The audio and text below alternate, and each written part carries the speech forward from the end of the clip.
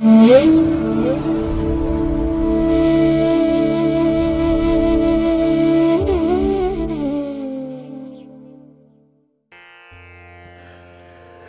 ಮಹಾಗಣಪತಿಯೇ ನಮಃ. ಶ್ರೀ ಗುರುಭ್ಯೋ ನಮಃ. ಹರಿ ಓಂ. ಸಿರಿಗನ್ನಡ ಸುದ್ದಿವಾಹಿನಿಯ ಸದಭಿಮಾನದ ಸಹೃದಯ ವೀಕ್ಷಕ ಮಹಾಶಯರೇ, ತಮಗೆಲ್ಲರಿಗೂ ಕೂಡ ಸಿರಿಗನ್ನಡ ಸುದ್ದಿವಾಹಿನಿಗೆ ಸ್ವಾಗತ. ದಯಾಮಯನಾದಂಥ ಭಗವಂತನ ಅನುಗ್ರಹ ತಮ್ಮೆಲ್ಲರಿಗೆ ಪ್ರಾಪ್ತಿಯಾಗಲಿ, ತಮ್ಮೆಲ್ಲರ ಜೀವನ ಆರೋಗ್ಯದಾಯಕವಾಗಿರಲಿ, ಸಂತೃಪ್ತಿದಾಯಕವಾಗಿರಲಿ ಎಂದು ಭಗವಂತನಲ್ಲಿ ಪ್ರಾರ್ಥನೆಯನ್ನು ಮಾಡ್ತಾ ಈ ದಿನದ ವಿಶೇಷ ಕಾರ್ಯಕ್ರಮವನ್ನು ನೋಡೋಣ. ಹಾಗೆ ದ್ವಾದಶ ರಾಶಿಯವರ ಗೋಚಾರ ಫಲಗಳು ಹೇಗಿವೆ ಅನ್ನೋದನ್ನು ಕೂಡ ತಿಳಿಯೋಣ ಬನ್ನಿ. ವೀಕ್ಷಕರೇ, ಈ ದಿನ ತಮ್ಮ ಹುಟ್ಟುಹಬ್ಬವನ್ನು ಆಚರಿಸ್ಕೊಳ್ತಾ ಇರುವಂಥ ತಮಗೆಲ್ಲರಿಗೂ ಕೂಡ ಹುಟ್ಟುಹಬ್ಬದ ಶುಭಾಶಯಗಳು. ಹಾಗೆ ಈ ದಿನಾಂಕದಂದು ವಿವಾಹವಾಗಿರುವಂಥ ದಂಪತಿಗಳಿಗೂ ಕೂಡ ವಿವಾಹ ವಾರ್ಷಿಕೋತ್ಸವದ ಶುಭಾಶಯಗಳನ್ನು ಹೇಳ್ತಾ ಭಗವಂತ ತಮಗೆಲ್ಲರಿಗೂ ಕೂಡ ಸಕಲ ಸನ್ಮಂಗಳಗಳನ್ನು ಕರುಣಿಸಲಿ ಅಂತ ಹೇಳಿ ಸಿರಿಗನ್ನಡ ಸುದ್ದಿವಾಹಿನಿಯ ಪರವಾಗಿ ಪ್ರಾರ್ಥಿಸುತ್ತೇನೆ. ಪ್ರೀತಿಯ ವೀಕ್ಷಕ ಬಂಧುಗಳೇ, ಈ ದಿನ 2025 ಫೆಬ್ರವರಿ ತಿಂಗಳ 8ನೇ ತಾರೀಕು ಸ್ಥಿರವಾಸರ ಅಂದರೆ ಶನಿವಾರ. ಈ ಶನಿವಾರದ ನಿತ್ಯ ಪಂಚಾಂಗ ಫಲ ಹೇಗಿದೆ ನೋಡೋಣ ಬನ್ನಿ. ಶ್ರೀ ಕ್ರೋಧಿ ನಾಮ ಸಂವತ್ಸರೆ, ಉತ್ತರಾಯಣೆ, ಶಿಶಿರ ಋತು, ಮಾಘ ಮಾಸ, ಶುಕ್ಲ ಪಕ್ಷದ ಏಕಾದಶಿಯ ತಿಥಿ ಈ ದಿನ ಇದೆ. ಇದು ಈ ದಿನ ರಾತ್ರಿ 9:16 ಇರಲಿದೆ. ನಂತರ ದ್ವಾದಶಿ ಆರಂಭ ಆಗುತ್ತೆ. ಈ ದಿನದ ನಕ್ಷತ್ರ ಮೃಗಶಿರ ನಕ್ಷತ್ರ. ಇದು ಈ ದಿನ ರಾತ್ರಿ 7:22 ಇರಲಿದೆ. ನಂತರ ಆರ್ದ್ರ ನಕ್ಷತ್ರ ಆರಂಭ ಆಗುತ್ತೆ. ಈ ದಿನದ ಕರ್ಣ ಪೂರ್ವಕರ್ಣ ವಣಿಜ. ಇದು ಈ ದಿನ ಬೆಳಿಗ್ಗೆ 8:51 ಇರಲಿದೆ. ನಂತರ ಉತ್ತರ ಕರ್ಣ ವಿಷ್ಟಿ ಅಥವಾ ಭದ್ರ ಆರಂಭ ಆಗುತ್ತೆ. ಈ ದಿನದ ಯೋಗ ವೈಧೃತಿ ಯೋಗ. ಇದು ಈ ದಿನ ಮಧ್ಯಾಹ್ನ 2:04 ಇರಲಿದೆ. ನಂತರ ವಿಷ್ಕಂಭ ಯೋಗ ಆರಂಭ ಆಗುತ್ತೆ. ಈ ದಿನ ದಿಕ್ಷೂಲೆ ಇರುವಂಥದ್ದು ಪೂರ್ವ ದಿಕ್ಕಿಗೆ. ಇನ್ನು ಈ ದಿನ ಸೂರ್ಯ ಇರುವಂಥ ರಾಶಿ ಮಕರ, ಚಂದ್ರ ಇರುವಂಥ ರಾಶಿ ಮಿಥುನ. ಹಾಗೆ ಈ ದಿನ ರಾಹುಕಾಲ ಇರುವಂಥ ಸಮಯ ಈ ದಿನ ಬೆಳಿಗ್ಗೆ 9:42 ಬೆಳಿಗ್ಗೆ 11:10 ಗುಳಿಕ ಕಾಲ ಈ ದಿನ ಬೆಳಿಗ್ಗೆ 6:47 ಬೆಳಿಗ್ಗೆ 8:15 ಹಾಗೆ ಯಮಗಂಡ ಕಾಲ ಈ ದಿನ ಮಧ್ಯಾಹ್ನ 2:05 ಮಧ್ಯಾಹ್ನ 3:32 ಇರಲಿದೆ. ಇನ್ನು ಈ ದಿನ ದುಷ್ಟ ಮುಹೂರ್ತ ಇರುವಂಥ ಸಮಯ ಈ ದಿನ ಬೆಳಿಗ್ಗೆ 8:36 ಬೆಳಿಗ್ಗೆ 9:20 ದುಷ್ಟ ಮುಹೂರ್ತದ ಸಮಯ. ಹಾಗಾಗಿ ಈ ಸಮಯದಲ್ಲಿ ಯಾವುದೇ ಪ್ರಯಾಣವನ್ನಾಗಲಿ ಯಾವುದೇ ಶುಭ ಕಾರ್ಯಗಳನ್ನಾಗಲಿ ಆರಂಭ ಮಾಡಬೇಡಿ. ಏಕೆಂದರೆ ನೀವು ಯಾವುದೇ ಕೆಲಸ ಕಾರ್ಯಗಳನ್ನು ಈ ದುಷ್ಟ ಮುಹೂರ್ತ ಇರುವಂಥ ಸಮಯದಲ್ಲಿ ಆರಂಭ ಮಾಡಿದರೆ ಅದರಿಂದ ಬರುವಂಥ ಫಲಿತಾಂಶಗಳು ಅಷ್ಟೊಂದು ಅನುಕೂಲಕರವಾಗಿ ಇರೋದಿಲ್ಲ. ಆದ್ದರಿಂದಲೇ ಈ ದುಷ್ಟ ಮುಹೂರ್ತವನ್ನು ಅವಾಯ್ಡ್ ಮಾಡುವಂಥದ್ದು ತುಂಬ ಉತ್ತಮ. ಇನ್ನು ಈ ದಿನ ಅಭಿಜಿತ್ ಮುಹೂರ್ತ ಇರುವಂಥ ಸಮಯ ಈ ದಿನ ಮಧ್ಯಾಹ್ನ 12:13 ಮಧ್ಯಾಹ್ನ 12:57 ಅಭಿಜಿತ್ ಮುಹೂರ್ತ ಇರುವಂಥ ಸಮಯ. ಇನ್ನು ಈ ದಿನ ವಿಶೇಷವಾಗಿ ಅಮೃತ ಕಾಲ ಇರುವಂಥ ಸಮಯ ಈ ದಿನ ಬೆಳಿಗ್ಗೆ 10:38 ಬೆಳಿಗ್ಗೆ 11:52 ಅಮೃತ ಕಾಲದ ಸಮಯ. ಇನ್ನು ಈ ದಿನ ಸೂರ್ಯೋದಯ ಆಗುವಂಥ ಸಮಯ ಈ ದಿನ ಪ್ರಾತಃ ಕಾಲ 6:46 ಸೂರ್ಯಾಸ್ತ ಸಂಜೆ 6:21. ಇನ್ನು ಈ ದಿನ ಚಂದ್ರನ ಬಲ ಇರುವಂಥ ರಾಶಿಗಳು ಅಂತ ಹೇಳಿದ್ರೆ ಮೇಷ, ಮಿಥುನ, ಸಿಂಹ, ಕನ್ಯಾ, ಧನಸ್ಸು ಮತ್ತು ಮಕರ. ಈ 6 ರಾಶಿಯವರಿಗೆ ಗೋಚಾರದಲ್ಲಿ ಚಂದ್ರನಿಂದ ಶುಭ ಫಲಗಳ ಯೋಗ ಇರುತ್ತೆ. ಇನ್ನು ಉಳಿದ 6 ರಾಶಿಯವರಿಗೆ ಮಿಶ್ರ ಫಲದ ಯೋಗ ಇರುತ್ತೆ. ಅದನ್ನು ಮುಂದೆ ದ್ವಾದಶ ರಾಶಿಯವರ ಗೋಚಾರ ಫಲಗಳನ್ನು ನೋಡುವಂತಹ ಸಂದರ್ಭದಲ್ಲಿ ಮತ್ತಷ್ಟು ವಿಚಾರಗಳನ್ನು ತಿಳ್ಕೊಳ್ಳೋಣ. ಇನ್ನು ಈ ದಿನದ ಹೊರದ ಅಧಿಪತಿ ಶನಿ. ಶನಿ ಅಂತ ಹೇಳಿದ್ರೆ ಸ್ಥಿರ, ಶಾಶ್ವತ. ಅದಕ್ಕಾಗಿಯೇ ಈ ಶನಿವಾರವನ್ನು ಸ್ಥಿರವಾಸರ ಅಂತ ಹೇಳಿ ಕರೆಯುವಂಥದ್ದು. ಅಂದರೆ ಈ ದಿನ ನಾವು ಮಾಡುವಂಥ ಯಾವುದೇ ಕೆಲಸ ಕಾರ್ಯಗಳು ಯಾವುದೇ ಚಟುವಟಿಕೆಗಳು ಕೂಡ ನಮಗೆ ಶಾಶ್ವತವಾದಂಥ ಫಲಿತಾಂಶವನ್ನು ತಂದುಕೊಡುತ್ತೆ. ಅಂದರೆ ತತ್ಕಾಲಕ್ಕೆ ನಮ್ಮ ಪ್ರಯತ್ನದಲ್ಲಿ ಫಲಗಳು ಸಿಕ್ಕಲ್ಲ. ಆ ಫಲ ಸಿಕ್ಕಿದ್ರೆ ಫಲಿತಾಂಶ ಬಂದರೆ ಅದು ಸ್ವಲ್ಪ ದಿನ ಇದ್ದೇ ಇರುತ್ತೆ, ಶಾಶ್ವತವಾಗಿರುತ್ತೆ. ಹಾಗಾಗಿನೇ ಶನಿ ನಮ್ಮ ಕರ್ಮವನ್ನು, ನಮ್ಮ ಶ್ರಮವನ್ನು, ನಮ್ಮ ಉದ್ಯೋಗವನ್ನು ಪ್ರತಿನಿಧಿಸುವಂಥವನು. ನಮ್ಮ ವೃತ್ತಿಯ ಮೂಲಕ್ಕೆ ಕಾರಕ ಶನಿ. ಹಾಗಾಗಿ ಈ ದಿನ ನಾವು ಮಾಡುವಂತಹ ಕೆಲಸ ಕಾರ್ಯಗಳಿಂದ ನಮಗೆ ಶಾಶ್ವತವಾದಂಥ ಫಲ ಸಿಕ್ಕತ್ತೆ. ಆದರೆ ಈ ಕೆಲಸ ಕಾರ್ಯಗಳು ಸ್ವಲ್ಪ ನಿಧಾನ ಆಗ್ಬೋದು. ಏಕೆಂದರೆ ಶನಿ ಮಂದಗತಿಯ ಚಲನೆಯನ್ನು ಹೊಂದಿರುವಂಥವನು. ಶನಿಯ ಚಲನೆಯೇ ನಿಧಾನ. ಹಾಗಾಗಿ ಫಲಿತಾಂಶ ನಿಧಾನ ಆಗ್ಬೋದು. ಕೆಲಸ ಕಾರ್ಯಗಳು ಕೂಡ ಬಹಳ ಬೇಗ ಕೈಗೂಡದೇ ಇರಬಹುದು. ಆದರೆ ಫಲ ಅನ್ನುವಂಥದ್ದು ಸಿಕ್ಕಿದ್ರೆ ಅದು ಪಕ್ಕಾ ಇರುತ್ತೆ, ಶಾಶ್ವತವಾಗಿರುತ್ತೆ. ಅದಕ್ಕಾಗಿಯೇ ಕೆಲವರು ಈ ದಿನ ಆಧ್ಯಾತ್ಮಿಕ ಸಾಧನೆಯನ್ನು ಮಾಡ್ತಾರೆ. ಅಂಥವ್ರಿಗೆ ತುಂಬ ಒಳ್ಳೆಯ ಸಮಯ ಇದು. ಏಕೆಂದರೆ ನಾವು ಮಾಡುವಂಥ ಸಾಧನೆ, ನಾವು ಗಳಿಸುವಂಥ ವಿದ್ಯೆ, ಜ್ಞಾನ ಏನಿದೆ ಅದು ನಮ್ಮ ಜೀವಿತದ ಅವಧಿಯವರೆಗೂ ಕೂಡ ನಮ್ಮ ಜೊತೆಯಲ್ಲೇ ಇರುತ್ತೆ, ಶಾಶ್ವತವಾಗಿರುತ್ತೆ. ಹಾಗಾಗಿನೇ ಆಧ್ಯಾತ್ಮಿಕ ಸಾಧನೆಗೆ ಒಳ್ಳೆಯ ದಿನ. ಇನ್ನು ಕೆಲವರು ತಂತ್ರವಿದ್ಯೆಯನ್ನು ಕಲಿತಾರೆ. ಯಂತ್ರ, ಮಂತ್ರ, ತಂತ್ರ ಇತ್ಯಾದಿ ವಿದ್ಯೆಗಳನ್ನು ಕಲಿಯುವಂಥದ್ದಕ್ಕೂ ಕೂಡ ಈ ದಿನ ತುಂಬ ಪ್ರಶಸ್ತವಾಗಿ ಇರುವಂಥದ್ದು. ಆದರೆ ಸ್ವಲ್ಪ ಸಹನೆಯಿಂದ, ಸ್ವಲ್ಪ ಶಾಂತಿಯಿಂದ ನಾವು ನಮ್ಮ ಕೆಲಸಗಳನ್ನು ಮುಂದುವರಿಸಬೇಕಾಗತ್ತೆ. ಏಕೆಂದರೆ ಶನಿ ತಾಳ್ಮೆಯನ್ನು ಪರೀಕ್ಷಿಸುವಂಥವನು. ಹಾಗಾಗಿ ತಾಳ್ಮೆಯಿಂದನೇ ಈ ದಿನದ ವ್ಯವಹಾರಗಳನ್ನು ನಾವು ಮುಂದುವರಿಸಬೇಕಾಗತ್ತೆ. ಹಾಗೆ ಈ ದಿನ ಇರುವಂಥ ಗುರುಹೋರಾದಲ್ಲೂ ಕೂಡ ನೀವು ಯಾವುದೇ ಚಟುವಟಿಕೆಗಳನ್ನು ಮುಂದುವರಿಸ್ಬೋದು ಅಥವಾ ಆರಂಭ ಮಾಡ್ಬೋದು. ಒಳ್ಳೆಯ ಫಲಿತಾಂಶ ಸಿಕ್ಕತ್ತೆ. ಹಾಗಾಗಿ ಈ ದಿನ ಗುರುಹೋರ ಇರುವಂಥ ಸಮಯ ಬೆಳಿಗ್ಗೆ 7 ಗಂಟೆ 42 ನಿಮಿಷದಿಂದ ಬೆಳಿಗ್ಗೆ 8 ಗಂಟೆ 40 ನಿಮಿಷದವರೆಗೆ. ಹಾಗೆ ಮಧ್ಯಾಹ್ನ 2 ಗಂಟೆ 30 ನಿಮಿಷದಿಂದ ಅಪರಾಹ್ನ 3 ಗಂಟೆ 28 ನಿಮಿಷದವರೆಗೆ.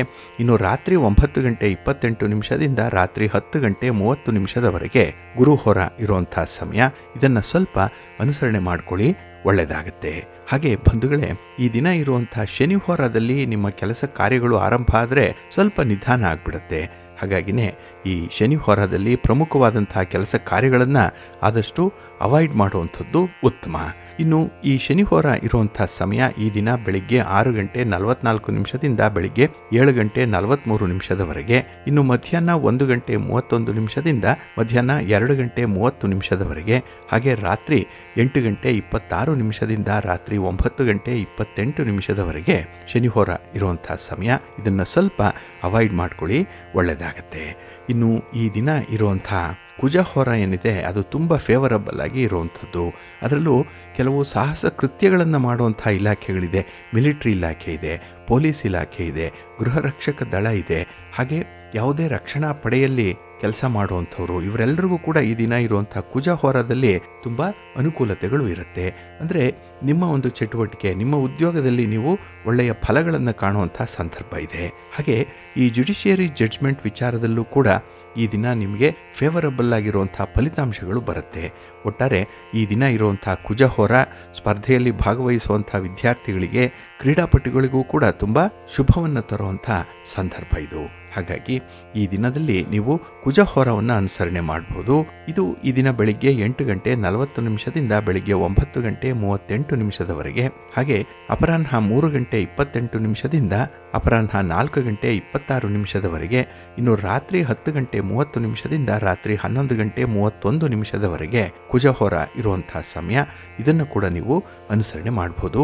ಆದರೆ ಈ ದಿನ ಇರುವಂಥ ರವಿ ಹೋರ ಏನಿದೆ ಅದನ್ನು ಸ್ವಲ್ಪ ಅವಾಯ್ಡ್ ಮಾಡಬೇಕಾಗತ್ತೆ.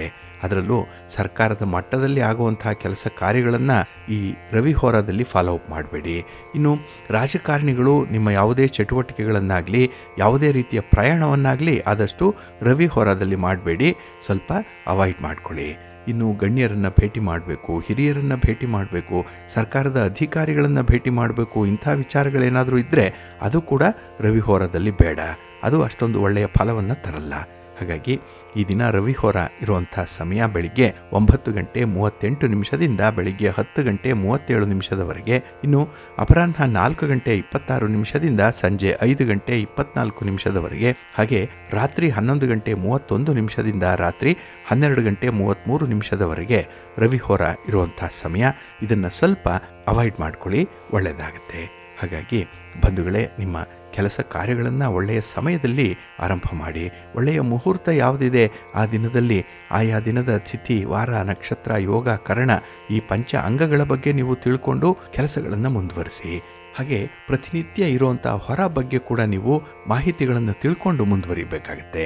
ಅದಕ್ಕಾಗಿಯೇ ಸಿರಿಗನ್ನಡ ಸುದ್ದಿವಾಹಿನಿ ಪ್ರತಿನಿತ್ಯ ಪ್ರಸಾರ ಮಾಡುವಂಥ ಈ ಪಂಚಾಂಗದ ವಿವರಗಳನ್ನು ಕೇಳಿಸ್ಕೊಳ್ಳಿ.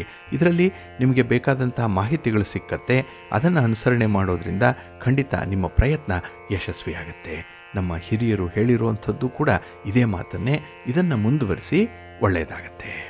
ಪ್ರೀತಿಯ ಬಂಧುಗಳೇ, ಈ ದಿನ ಬಹಳ ವಿಶೇಷವಾಗಿರುವಂಥ ದಿನ. ಏಕೆಂದರೆ ಈ ದಿನ ಏಕಾದಶಿಯ ತಿಥಿ ಇರುವಂಥದ್ದು. ಈ ಏಕಾದಶಿಯನ್ನು ಜಯ ಏಕಾದಶಿ ಅಂತ ಹೇಳಿ ಕರೀತಾರೆ. ಬಹಳ ವಿಶೇಷವಾಗಿ ಮಾಘ ಮಾಸದಲ್ಲಿ ಬಂದಿರುವಂಥ, ಅದರಲ್ಲೂ ಶುಕ್ಲ ಪಕ್ಷದ ಏಕಾದಶಿ ಇದು. ಇದಕ್ಕೆ ಅತ್ಯಂತ ಹೆಚ್ಚಿನ ಮಹತ್ವ ಇರುವಂಥದ್ದು. ಏಕೆ ಅಂತ ಹೇಳಿದ್ರೆ, ಈ ಏಕಾದಶಿ ಹಿಂದೂ ದೇವತೆಗಳಲ್ಲಿ ಒಬ್ಬರಾದಂಥ ವಿಷ್ಣುವಿನ ಗೌರವಾರ್ಥವಾಗಿ ನಡೆಯುವಂಥ ಏಕಾದಶಿ. ವಿಷ್ಣುವಿನ ದರ್ಶನ ಮಾಡಬೇಕು, ವಿಷ್ಣು ಸ್ತೋತ್ರಗಳನ್ನು ಈ ದಿನ ಹೇಳ್ಕೊಳ್ಬೇಕು ಅನ್ನುವಂಥದ್ದು ಇದೆ. ಹಾಗೆ ಈ ಮಾಘ ಮಾಸ ಶಿವನಿಗೆ ಅತ್ಯಂತ ಪ್ರಿಯವಾದಂಥ ಮಾಸ. ಅದಕ್ಕಾಗಿಯೇ ಕುಂಭಮೇಳ ನಡೀತಾ ಇರುವಂಥದ್ದು. ಹರ ಹರ ಮಹಾದೇವ ಅನ್ನುವಂಥ ಉದ್ಘೋಷಗಳು ಎಲ್ಲೆಡೆ ಕೇಳಿಸ್ತಾ ಇರುವಂಥ ಸಂದರ್ಭ. ಅದಕ್ಕಾಗಿಯೇ ಈ ದಿನ ಶಿವನನ್ನು ಹಾಗೆ ವಿಷ್ಣುವನ್ನು ಆರಾಧನೆ ಮಾಡುವಂಥ ಒಂದು ಅಪರೂಪದ ದಿನ ಅಂತ ಹೇಳ್ತಾರೆ. ಇಲ್ಲಿ ದೈವಿಕ ಆಶೀರ್ವಾದವನ್ನು ಪಡ್ಕೊಳ್ಬೇಕು, ಭಗವಂತನ ಅನುಗ್ರಹವನ್ನು ಪಡ್ಕೊಳ್ಬೇಕು ಅಂತ ಹೇಳಿದ್ರೆ ಈ ದಿನ ಜಯ ಏಕಾದಶಿಯನ್ನು ಅನುಸರಣೆ ಮಾಡಬೇಕು ಅಂತಿದೆ. ಹಾಗಾಗಿ ನಾವು ಮಾಡಿರುವಂಥ ಎಲ್ಲ ಪಾಪಗಳನ್ನು ಕೂಡ ನಿವಾರಣೆ ಮಾಡಿಕೊಳ್ಳಿಕ್ಕೆ ಇದು ಅತ್ಯಂತ ಸೂಕ್ತವಾಗಿರುವಂಥ ಏಕಾದಶಿ ಇದು. ಹಾಗೆ ವ್ಯಕ್ತಿ ಮೋಕ್ಷವನ್ನು ಬಯಸ್ತಾ ಇದ್ದರೆ, ಹಾಗೆ ಜೀವನದಲ್ಲಿ ಅತ್ಯಂತ ಸುಖಮಯವಾದಂಥ ಶಾಂತಿಯುತ ಜೀವನವನ್ನು ಬಯಸ್ತಾ ಇದ್ದರೆ ಈ ದಿನ ಉಪವಾಸವನ್ನು ಮಾಡಿ ವಿಷ್ಣುವನ್ನು ಆರಾಧನೆ ಮಾಡಬೇಕು ಅನ್ನುವಂಥ ಒಂದು ನಂಬಿಕೆ ಇದೆ. ಅದರಲ್ಲೂ ದಕ್ಷಿಣ ಭಾರತದಲ್ಲಿ, ವಿಶೇಷವಾಗಿ ಕರ್ನಾಟಕ ಮತ್ತು ಆಂಧ್ರದಲ್ಲಿ ಈ ಜಯ ಏಕಾದಶಿಯನ್ನು ಭೂಮಿ ಏಕಾದಶಿ ಅಂತ ಹೇಳಿ ಕರೀತಾರೆ. ಕೆಲವರು ಇದನ್ನು ಭೀಷ್ಮ ಏಕಾದಶಿ ಅಂತ ಹೇಳಿ ಕೂಡ ಕರೆಯುವಂಥದ್ದಿದೆ. ಒಟ್ಟಾರೆ ಈ ಏಕಾದಶಿ ಎಲ್ಲ ಏಕಾದಶಿಗಳಿಗಿಂತಲೂ ಕೂಡ ಬಹಳ ವಿಭಿನ್ನವಾಗಿರುವಂಥದ್ದು. ನಮ್ಮ ಯಾವುದೇ ರೀತಿಯ ಸಮಸ್ಯೆಗಳಿರಲಿ, ನೋವುಗಳಿರಲಿ, ದುಃಖಗಳಿರಲಿ, ಸ್ಪರ್ಧೆಯಲ್ಲಿ ಸೋಲುಂಟಾಗ್ತಾ ಇರಲಿ, ಅಂಥದ್ರಲ್ಲಿ ನಾವು ವಿಶೇಷವಾಗಿ ಜಯ ಗಳಿಸಬೇಕು. ನಾವು ಅಂದುಕೊಂಡಂತಹ ಫಲಿತಾಂಶವನ್ನು ಪಡ್ಕೊಂಡು ನಮಗೆ ಜಯ ಪ್ರಾಪ್ತಿಯಾಗಬೇಕು ಅಂತ ಹೇಳಿದ್ರೆ ಈ ದಿನ ಏಕಾದಶಿಯ ವ್ರತವನ್ನು ಅನುಸರಣೆ ಮಾಡಬೇಕು. ಅದಕ್ಕಾಗಿಯೇ ಇದನ್ನು ಜಯ ಏಕಾದಶಿ ಅಂತ ಹೇಳಿ ಕರೀತಾರೆ. ಅಂದರೆ ನಾವು ಮಾಡುವಂತಹ ಪ್ರತಿ ಕೆಲಸ ಕಾರ್ಯಗಳಲ್ಲಿ, ನಮ್ಮ ಯಾವುದೇ ರೀತಿಯ ಪ್ರಯಾಣದಲ್ಲಿ, ಯಾವುದೇ ಚಟುವಟಿಕೆಗಳಲ್ಲೂ ಕೂಡ ನಮಗೆ ಜಯ ಪ್ರಾಪ್ತಿಯಾಗಬೇಕು ಅಂತ ಹೇಳಿದ್ರೆ ಈ ದಿನ ವಿಷ್ಣುವನ್ನು ಆರಾಧನೆ ಮಾಡಬೇಕು. ಇದರಿಂದ ನಮಗೆ ಜಯ ಸಿಕ್ಕತ್ತೆ, ನಾವು ಹಿಡಿದಂತಹ ಕೆಲಸ ಕಾರ್ಯಗಳು ಯಶಸ್ವಿಯಾಗುತ್ತೆ. ಇದು ಒಂದು ಕಡೆ. ಮತ್ತೊಂದು ಕಡೆಯಲ್ಲಿ ನಾವು 7 ಜನ್ಮಗಳಲ್ಲಿ ಮಾಡಿರುವಂಥ ಪಾಪಗಳು, ತಿಳಿದು ಮಾಡಿರುವಂಥ ಪಾಪ, ತಿಳಿಯದೇ ಮಾಡಿರುವಂಥ ಪಾಪ, ಇವುಗಳನ್ನೆಲ್ಲ ಏಕಕಾಲಕ್ಕೆ ನಾವು ನಿವಾರಣೆ ಮಾಡಿಕೊಳ್ಳಿಕ್ಕೆ ಸಾಧ್ಯ ಇದೆ ಅಂದರೆ ಅದು ಈ ದಿನದ ವ್ರತವನ್ನು ಆಚರಣೆ ಮಾಡುವಂಥದ್ದು. ಈ ದಿನ ಉಪವಾಸವನ್ನು ಮಾಡಬೇಕು. ಅದರಲ್ಲೂ ನಿರ್ಜಲ ಉಪವಾಸವನ್ನು ಮಾಡೋದ್ರಿಂದ ಈ ಏಕಾದಶಿಯ ಪೂರ್ಣ ಫಲ ಲಭ್ಯವಾಗುತ್ತೆ ಅನ್ನುವಂಥ ಒಂದು ಉಲ್ಲೇಖ ಇದೆ. ಹಾಗಾಗಿನೇ ಕೆಲವರು ನಿರ್ಜಲ ಉಪವಾಸವನ್ನು ಮಾಡ್ತಾರೆ. ಕೆಲವರು ಉಪವಾಸವನ್ನು ಮಾಡಲಿಕ್ಕೆ ಸಾಧ್ಯ ಆಗಲ್ಲ. ಅವರಿಗೆ ವಯಸ್ಸು ಆಗಿರಬಹುದು, ಅನಾರೋಗ್ಯ ಇರ್ಬೋದು, ಗರ್ಭಿಣಿಯರಾಗಿರ್ಬೋದು, ಇತ್ಯಾದಿ ಕಾರಣಗಳಿಗಾಗಿ ಅವರು ಉಪವಾಸವನ್ನು ಅನುಸರಣೆ ಮಾಡಲಿಕ್ಕೆ ಸಾಧ್ಯ ಇಲ್ಲ ಅಂತ ಹೇಳಿದ್ರೆ ಈ ದಿನ ಹಾಲು ಹಣ್ಣುಗಳನ್ನು ಸೇವನೆ ಮಾಡ್ಬೋದು, ಬರೀ ಸಾತ್ವಿಕ ಆಹಾರವನ್ನು ಸೇವಿಸ್ಬೋದು. ಇನ್ನು ಅಕ್ಕಿಯಿಂದ ಮಾಡಿರುವಂಥ ಯಾವುದೇ ಪದಾರ್ಥಗಳನ್ನು ಈ ದಿನ ಸೇವನೆ ಮಾಡಬಾರ್ದು ಅನ್ನುವಂಥ ವಿಚಾರ ಇದೆ. ಹಾಗಾಗಿ ಈ ಏಕಾದಶಿಯ ವ್ರತ ಬಹಳ ಕಟ್ಟುನಿಟ್ಟಾಗಿ ಇರುವಂಥದ್ದು. ಆದರೆ ಕೆಲವರಿಗೆ ಇದರಿಂದ ವಿನಾಯಿತಿ ಕೂಡ ಇರುತ್ತೆ. ನಿಮ್ಮ ದೇಹ ಸ್ಥಿತಿಯನ್ನು, ಮನಸ್ಥಿತಿಯನ್ನು ನೋಡಿಕೊಂಡು ಏಕಾದಶಿಯ ವ್ರತವನ್ನು ಅನುಸರಣೆ ಮಾಡಿ, ಖಂಡಿತ ಒಳ್ಳೆಯದಾಗುತ್ತೆ. ಹಾಗೆ ಈ ಏಕಾದಶಿಯ ವ್ರತದ ಬಗ್ಗೆ ಬಹಳ ವಿಶೇಷವಾದಂಥ ಉಲ್ಲೇಖಗಳಿದೆ. ಅದರಲ್ಲೂ ಯುಧಿಷ್ಠಿರ ಮಹಾರಾಜ ಶ್ರೀಕೃಷ್ಣ ಪರಮಾತ್ಮನನ್ನ ಈ ಮಾಘ ಮಾಸದಲ್ಲಿ ಬರುವಂಥ ಏಕಾದಶಿಯ ವ್ರತ ಮಹಿಮೆಯ ಬಗ್ಗೆ ತಿಳಿಸ್ಕೊಡಿ ಅಂತ ಕೇಳಿದಾಗ ಕೃಷ್ಣ ಪರಮಾತ್ಮನೇ ಈ ಜಯ ಏಕಾದಶಿಯ ವಿಚಾರವನ್ನು ತಿಳಿಸಿದ್ದಾನೆ. ಹಾಗಾಗಿ ಮಾಘ ಮಾಸದ ಶುಕ್ಲ ಪಕ್ಷದಲ್ಲಿ ಜಯ ಏಕಾದಶಿ ಅನ್ನುವಂಥದ್ದು ಬರುತ್ತೆ. ಇದನ್ನು ಪಾಪಗಳನ್ನು ನಿವಾರಣೆ ಮಾಡಲಿಕ್ಕೆ ಅತ್ಯಂತ ಸೂಕ್ತವಾಗಿರೋ ಏಕಾದಶಿ ಅಂತ ಹೇಳಿ ನಂಬಬಹುದು ಅನ್ನುವಂಥ ವಿಚಾರವನ್ನು ಶ್ರೀಕೃಷ್ಣ ತಿಳಿಸ್ಕೊಡ್ತಾನೆ. ಆದ್ದರಿಂದಲೇ ಇದು ಪವಿತ್ರವಾಗಿದೆ. ಇದು ಪಾಪಗಳನ್ನು ಶುದ್ಧೀಕರಿಸುತ್ತೆ. ಹಾಗೆ ಮಾನವ ಕುಲಕ್ಕೆ ಲೌಕಿಕ ಆನಂದವನ್ನು ಮತ್ತು ಮುಕ್ತಿಯನ್ನು ಎರಡನ್ನೂ ಕೂಡ ನೀಡುತ್ತೆ. ಅಷ್ಟೇ ಅಲ್ಲ, ಇದು ಬ್ರಹ್ಮಹತ್ಯ ದೋಷವನ್ನು ಕೂಡ ನಿವಾರಣೆ ಮಾಡುತ್ತೆ ಅನ್ನುವಂಥದ್ದು. ಹಾಗೆ ಯಾರಿಗಾದರೂ ಪಿಶಾಚತ್ವ ಅನ್ನುವಂಥದ್ದು ಇದ್ದರೆ ಅಂಥದ್ದು ಕೂಡ ನಿವಾರಣೆಯಾಗುತ್ತೆ. ಕೆಲವರು ದುಷ್ಟರಿರ್ತಾರೆ, ಕೆಲವರು ಅಮಾನುಷ ರೀತಿಯಲ್ಲಿ ವರ್ತನೆ ಮಾಡ್ತಾ ಇರ್ತಾರೆ. ಹಾಗೆ ಅವರ ಮಾತು ಒರಟಾಗಿರುತ್ತೆ, ನೋಡಲಿಕ್ಕೆ ವಿಕಾರವಾಗಿರುತ್ತೆ, ಅವರಿಗೆ ಯಾವುದೇ ರೀತಿಯ ಸಂಸ್ಕಾರಗಳಿಲ್ಲ, ಸಂಸ್ಕೃತಿ ಇರಲ್ಲ. ಅಂತಹ ಕಾಡು ಮನುಷ್ಯನ ಸ್ವಭಾವ ಇರುವಂಥವರು, ರಾಕ್ಷಸಿ ಪ್ರವೃತ್ತಿಯಲ್ಲಿ ಇರುವಂಥವರು ಈ ದಿನದ ಏಕಾದಶಿಯ ವ್ರತ ಪಾಲನೆಯಿಂದ ಅವರು ಕೂಡ ಮನುಷ್ಯರಾಗಲಿಕ್ಕೆ ಸಾಧ್ಯ ಇದೆ, ಸಾತ್ವಿಕ ಗುಣಗಳನ್ನು ಬೆಳೆಸ್ಕೊಳ್ಳಿಕ್ಕೆ ಅವಕಾಶ ಇದೆ. ಹಾಗಾಗಿ ಪರಮಾತ್ಮನೇ ಹೇಳಿರುವಂತೆ ರಾಕ್ಷಸರು ಕೂಡ ಪರಿವರ್ತನೆ ಆಗಲಿಕ್ಕೆ ಈ ಒಂದು ಏಕಾದಶಿಯ ವ್ರತಾಚರಣೆ ಅವರಿಗೆ ಅನುಕೂಲವನ್ನು ತರುತ್ತೆ ಅನ್ನುವಂಥ ವಿಚಾರವನ್ನು ತಿಳಿಸಿದ್ದಾರೆ. ಜೊತೆಗೆ ಈ ಏಕಾದಶಿಯ ದಿನ ಯಾರು ಉಪವಾಸವನ್ನು ಆಚರಣೆ ಮಾಡ್ತಾರೆ ಅಂಥವರು ಮರಣದ ನಂತರ ಪ್ರೇತ ಲೋಕಕ್ಕೆ ಹೋಗಲ್ಲ, ಅವರಿಗೆ ವೈಕುಂಠ ಧಾಮ ಪ್ರಾಪ್ತಿಯಾಗತ್ತೆ ಅನ್ನುವಂಥ ಒಂದು ವಿಚಾರವನ್ನು ತಿಳಿಸಿದ್ದಾರೆ. ಹಾಗಾಗಿ ಏಕಾದಶಿಯನ್ನು ಈ ದಿನ ಭಕ್ತಿಯಿಂದ ಆಚರಣೆ ಮಾಡಬೇಕು. ಹೀಗೆ ಈ ಜಯ ಏಕಾದಶಿಯ ಹಿನ್ನೆಲೆಯಲ್ಲಿ ಒಂದು ಪೌರಾಣಿಕ ಕಥೆ ಇದೆ. ಏನಂದರೆ, ಒಮ್ಮೆ ಸ್ವರ್ಗಲೋಕದ ಅಧಿಪತಿಯಾದಂತಹ ಇಂದ್ರ ರಾಜ್ಯಭಾರ ಮಾಡ್ತಾ ಇದ್ದಂತಹ ಸಂದರ್ಭ. ಅಲ್ಲಿ ಸ್ವರ್ಗದಲ್ಲಿ ಪಾರಿಜಾತ ಮರಗಳಿತ್ತು, ಕಲ್ಪವೃಕ್ಷಗಳಿತ್ತು, ಅಪ್ಸರೆಯರು ಇದ್ದರು. ಜೊತೆಗೆ ತಮ್ಮ ವಿರಾಮ ಸಮಯವನ್ನು ದೇವಾನುದೇವತೆಗಳೆಲ್ಲ ಆನಂದಿಸ್ತಾ ಇದ್ದಂತಹ ಸಮಯ ಅದು. 50 ಕೋಟಿ ಗಂಧರ್ವರ ನಾಯಕ ಮತ್ತು ದೇವತೆಗಳ ಪರಾಕ್ರಮಿ ರಾಜ ಇಂದ್ರ ಸ್ವಯಂ ಪ್ರೇರಿತನಾಗಿ ಕಾಡಿನಲ್ಲಿ ಭವ್ಯ ಆಚರಣೆಯನ್ನು ಒಮ್ಮೆ ಏರ್ಪಡಿಸ್ತಾನೆ. ಈ ಆಚರಣೆಯಲ್ಲಿ ಗಂಧರ್ವರು ಮಧುರವಾದ ರಾಗಗಳನ್ನು ಹಾಡ್ತಾ ಇದ್ರು, ಅಪ್ಸರೆಯರು ನೃತ್ಯವನ್ನು ಮಾಡ್ತಾ ಇದ್ರು. ಹಾಗೆ ಅವರಲ್ಲಿ ಪ್ರಮುಖವಾದಂತಹ ಪುಷ್ಪದಂತ ಮತ್ತು ಚಿತ್ರಸೇನ ಮತ್ತು ಅವನ ಮಗ ಭಾಗಿಗಳಾಗಿದ್ದರು. ಇಲ್ಲಿ ಚಿತ್ರಸೇನನ ಹೆಂಡತಿಗೆ ಮಾಲಿನಿ ಅನ್ನುವಂಥ ಹೆಸರಿತ್ತು ಮತ್ತು ಅವಳಿಂದ ಪುಷ್ಪವಂತಿ ಅನ್ನುವಂಥ ಹೆಸರಿನಿಂದ ಮಗಳು ಜನಿಸಿದ್ಲು. ಗಂಧರ್ವನಾದಂತಹ ಪುಷ್ಪದಂತನಿಗೆ ಮಾಲ್ಯವ ಅನ್ನುವಂಥ ಒಬ್ಬ ಮಗ ಇದ್ದ. ಮಾಲ್ಯವ ಈ ಪುಷ್ಪವಂತಿಯ ಸೌಂದರ್ಯದಿಂದ ಆಕರ್ಷಿಸಲ್ಪಟ್ಟ. ಅವರಿಬ್ಬರೂ ಕೂಡ ಭಗವಾನ್ ಇಂದ್ರನ ಆನಂದಕ್ಕಾಗಿ ನೃತ್ಯವನ್ನು ಮಾಡಲಿಕ್ಕೆ ಅಲ್ಲಿಗೆ ಬಂದಿದ್ರು. ಅವರು ಸ್ವರ್ಗೀಯ ಅಪ್ಸರಗಳೊಂದಿಗೆ ಹಾಡ್ತಾ ನರ್ತನವನ್ನು ಮಾಡ್ತಾ ಇದ್ರು. ಅವರಿಬ್ಬರಲ್ಲಿ ಪರಸ್ಪರ ಆಕರ್ಷಣೆ ಹೆಚ್ಚಾಯಿತು. ಮತ್ತೆ ಅವರು ಪರಸ್ಪರ ಮೋಹಿತ ಸ್ಥಿತಿಗೆ ಬಂದರು. ಆಗ ಮನಸ್ಸುಗಳು ಗೊಂದಲದಿಂದ ಮುಚ್ಚಿ ಹೋಗಿತ್ತು. ಆ ಸಂದರ್ಭದಲ್ಲಿ ಅವರಿಗೆ ಸರಿಯಾಗಿ ಶಾಸ್ತ್ರೀಯ ನೃತ್ಯವನ್ನು ಮಾಡಲಿಕ್ಕೆ ಸಾಧ್ಯ ಆಗಲಿಲ್ಲ. ಹಾಗೆ ಶುದ್ಧ ರಾಗಗಳನ್ನು ಹಾಡಲಿಕ್ಕೂ ಕೂಡ ಸಾಧ್ಯ ಆಗಲಿಲ್ಲ. ಯಾಕೆಂದರೆ ಮನಸ್ಸು ಬಹಳ ವಿಚಲಿತವಾಗಿತ್ತು. ಹಾಗೆ ಹಾಡುಗಳ ಮಧ್ಯದಲ್ಲಿ, ನೃತ್ಯದ ಮಧ್ಯದಲ್ಲಿ ಅವರು ಅಡಚಣೆಗಳನ್ನು ಎದುರಿಸಬೇಕಾಯಿತು. ಹಾಗೆ ಅವರ ಪ್ರದರ್ಶನ ತೀರಾ ಕಳಪೆಯಾಗಿದ್ದರಿಂದ ಅವಮಾನದಿಂದ ತಲೆ ತಗ್ಗಿಸಬೇಕಾಯಿತು. ಹಾಗೆ ಇದರಿಂದ ಆ ಸಭೆಗೆ ಭಂಗ ಬಂತು ಅಂತ ಹೇಳಿ ಇಂದ್ರ ಅವರನ್ನು ಶಪಿಸ್ತಾನೆ. ಹಾಗಾಗಿ ಆ ಇಬ್ಬರನ್ನ ಕುರಿತು, ನನ್ನ ಆಜ್ಞೆಯನ್ನು ಧಿಕ್ಕಾರಿಸಿದ್ದೀರಿ, ನೀವು ನನ್ನ ಆದೇಶವನ್ನು ಉಲ್ಲಂಘನೆ ಮಾಡಿದ್ದೀರಿ, ನಿಮ್ಮ ಅಶುದ್ಧ ಕ್ರಿಯೆಗಳಿಂದ ನೀವು ಪತಿ ಪತ್ನಿಯಾಗಿ ಉಳಿದುಕೊಂಡು ಪಿಶಾಚತ್ವವನ್ನು ಪಡ್ಕೊಳ್ಳಿ, ರಾಕ್ಷಸಿ ಪ್ರವೃತ್ತಿಯನ್ನು ಬೆಳೆಸ್ಕೊಂಡು ಅದರಂತೆ ರೂಪಾಂತರವಾಗಿ ಅಂತ ಹೇಳಿ ಶಾಪವನ್ನು ಕೊಡ್ತಾನೆ.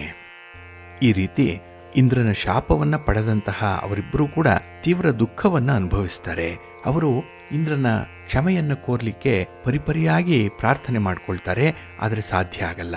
ಕ್ರಮೇಣ ಅವರು ಹಿಮಾಲಯ ಪರ್ವತಗಳಿಗೆ ಹೋಗಬೇಕಾಗತ್ತೆ. ಅಲ್ಲಿ ತಮ್ಮ ರಾಕ್ಷಸ ರೂಪಗಳಲ್ಲಿ ಅವರು ಅಪಾರವಾಗಿ ಸಮಸ್ಯೆಗಳನ್ನು ಎದುರಿಸಬೇಕಾಗತ್ತೆ.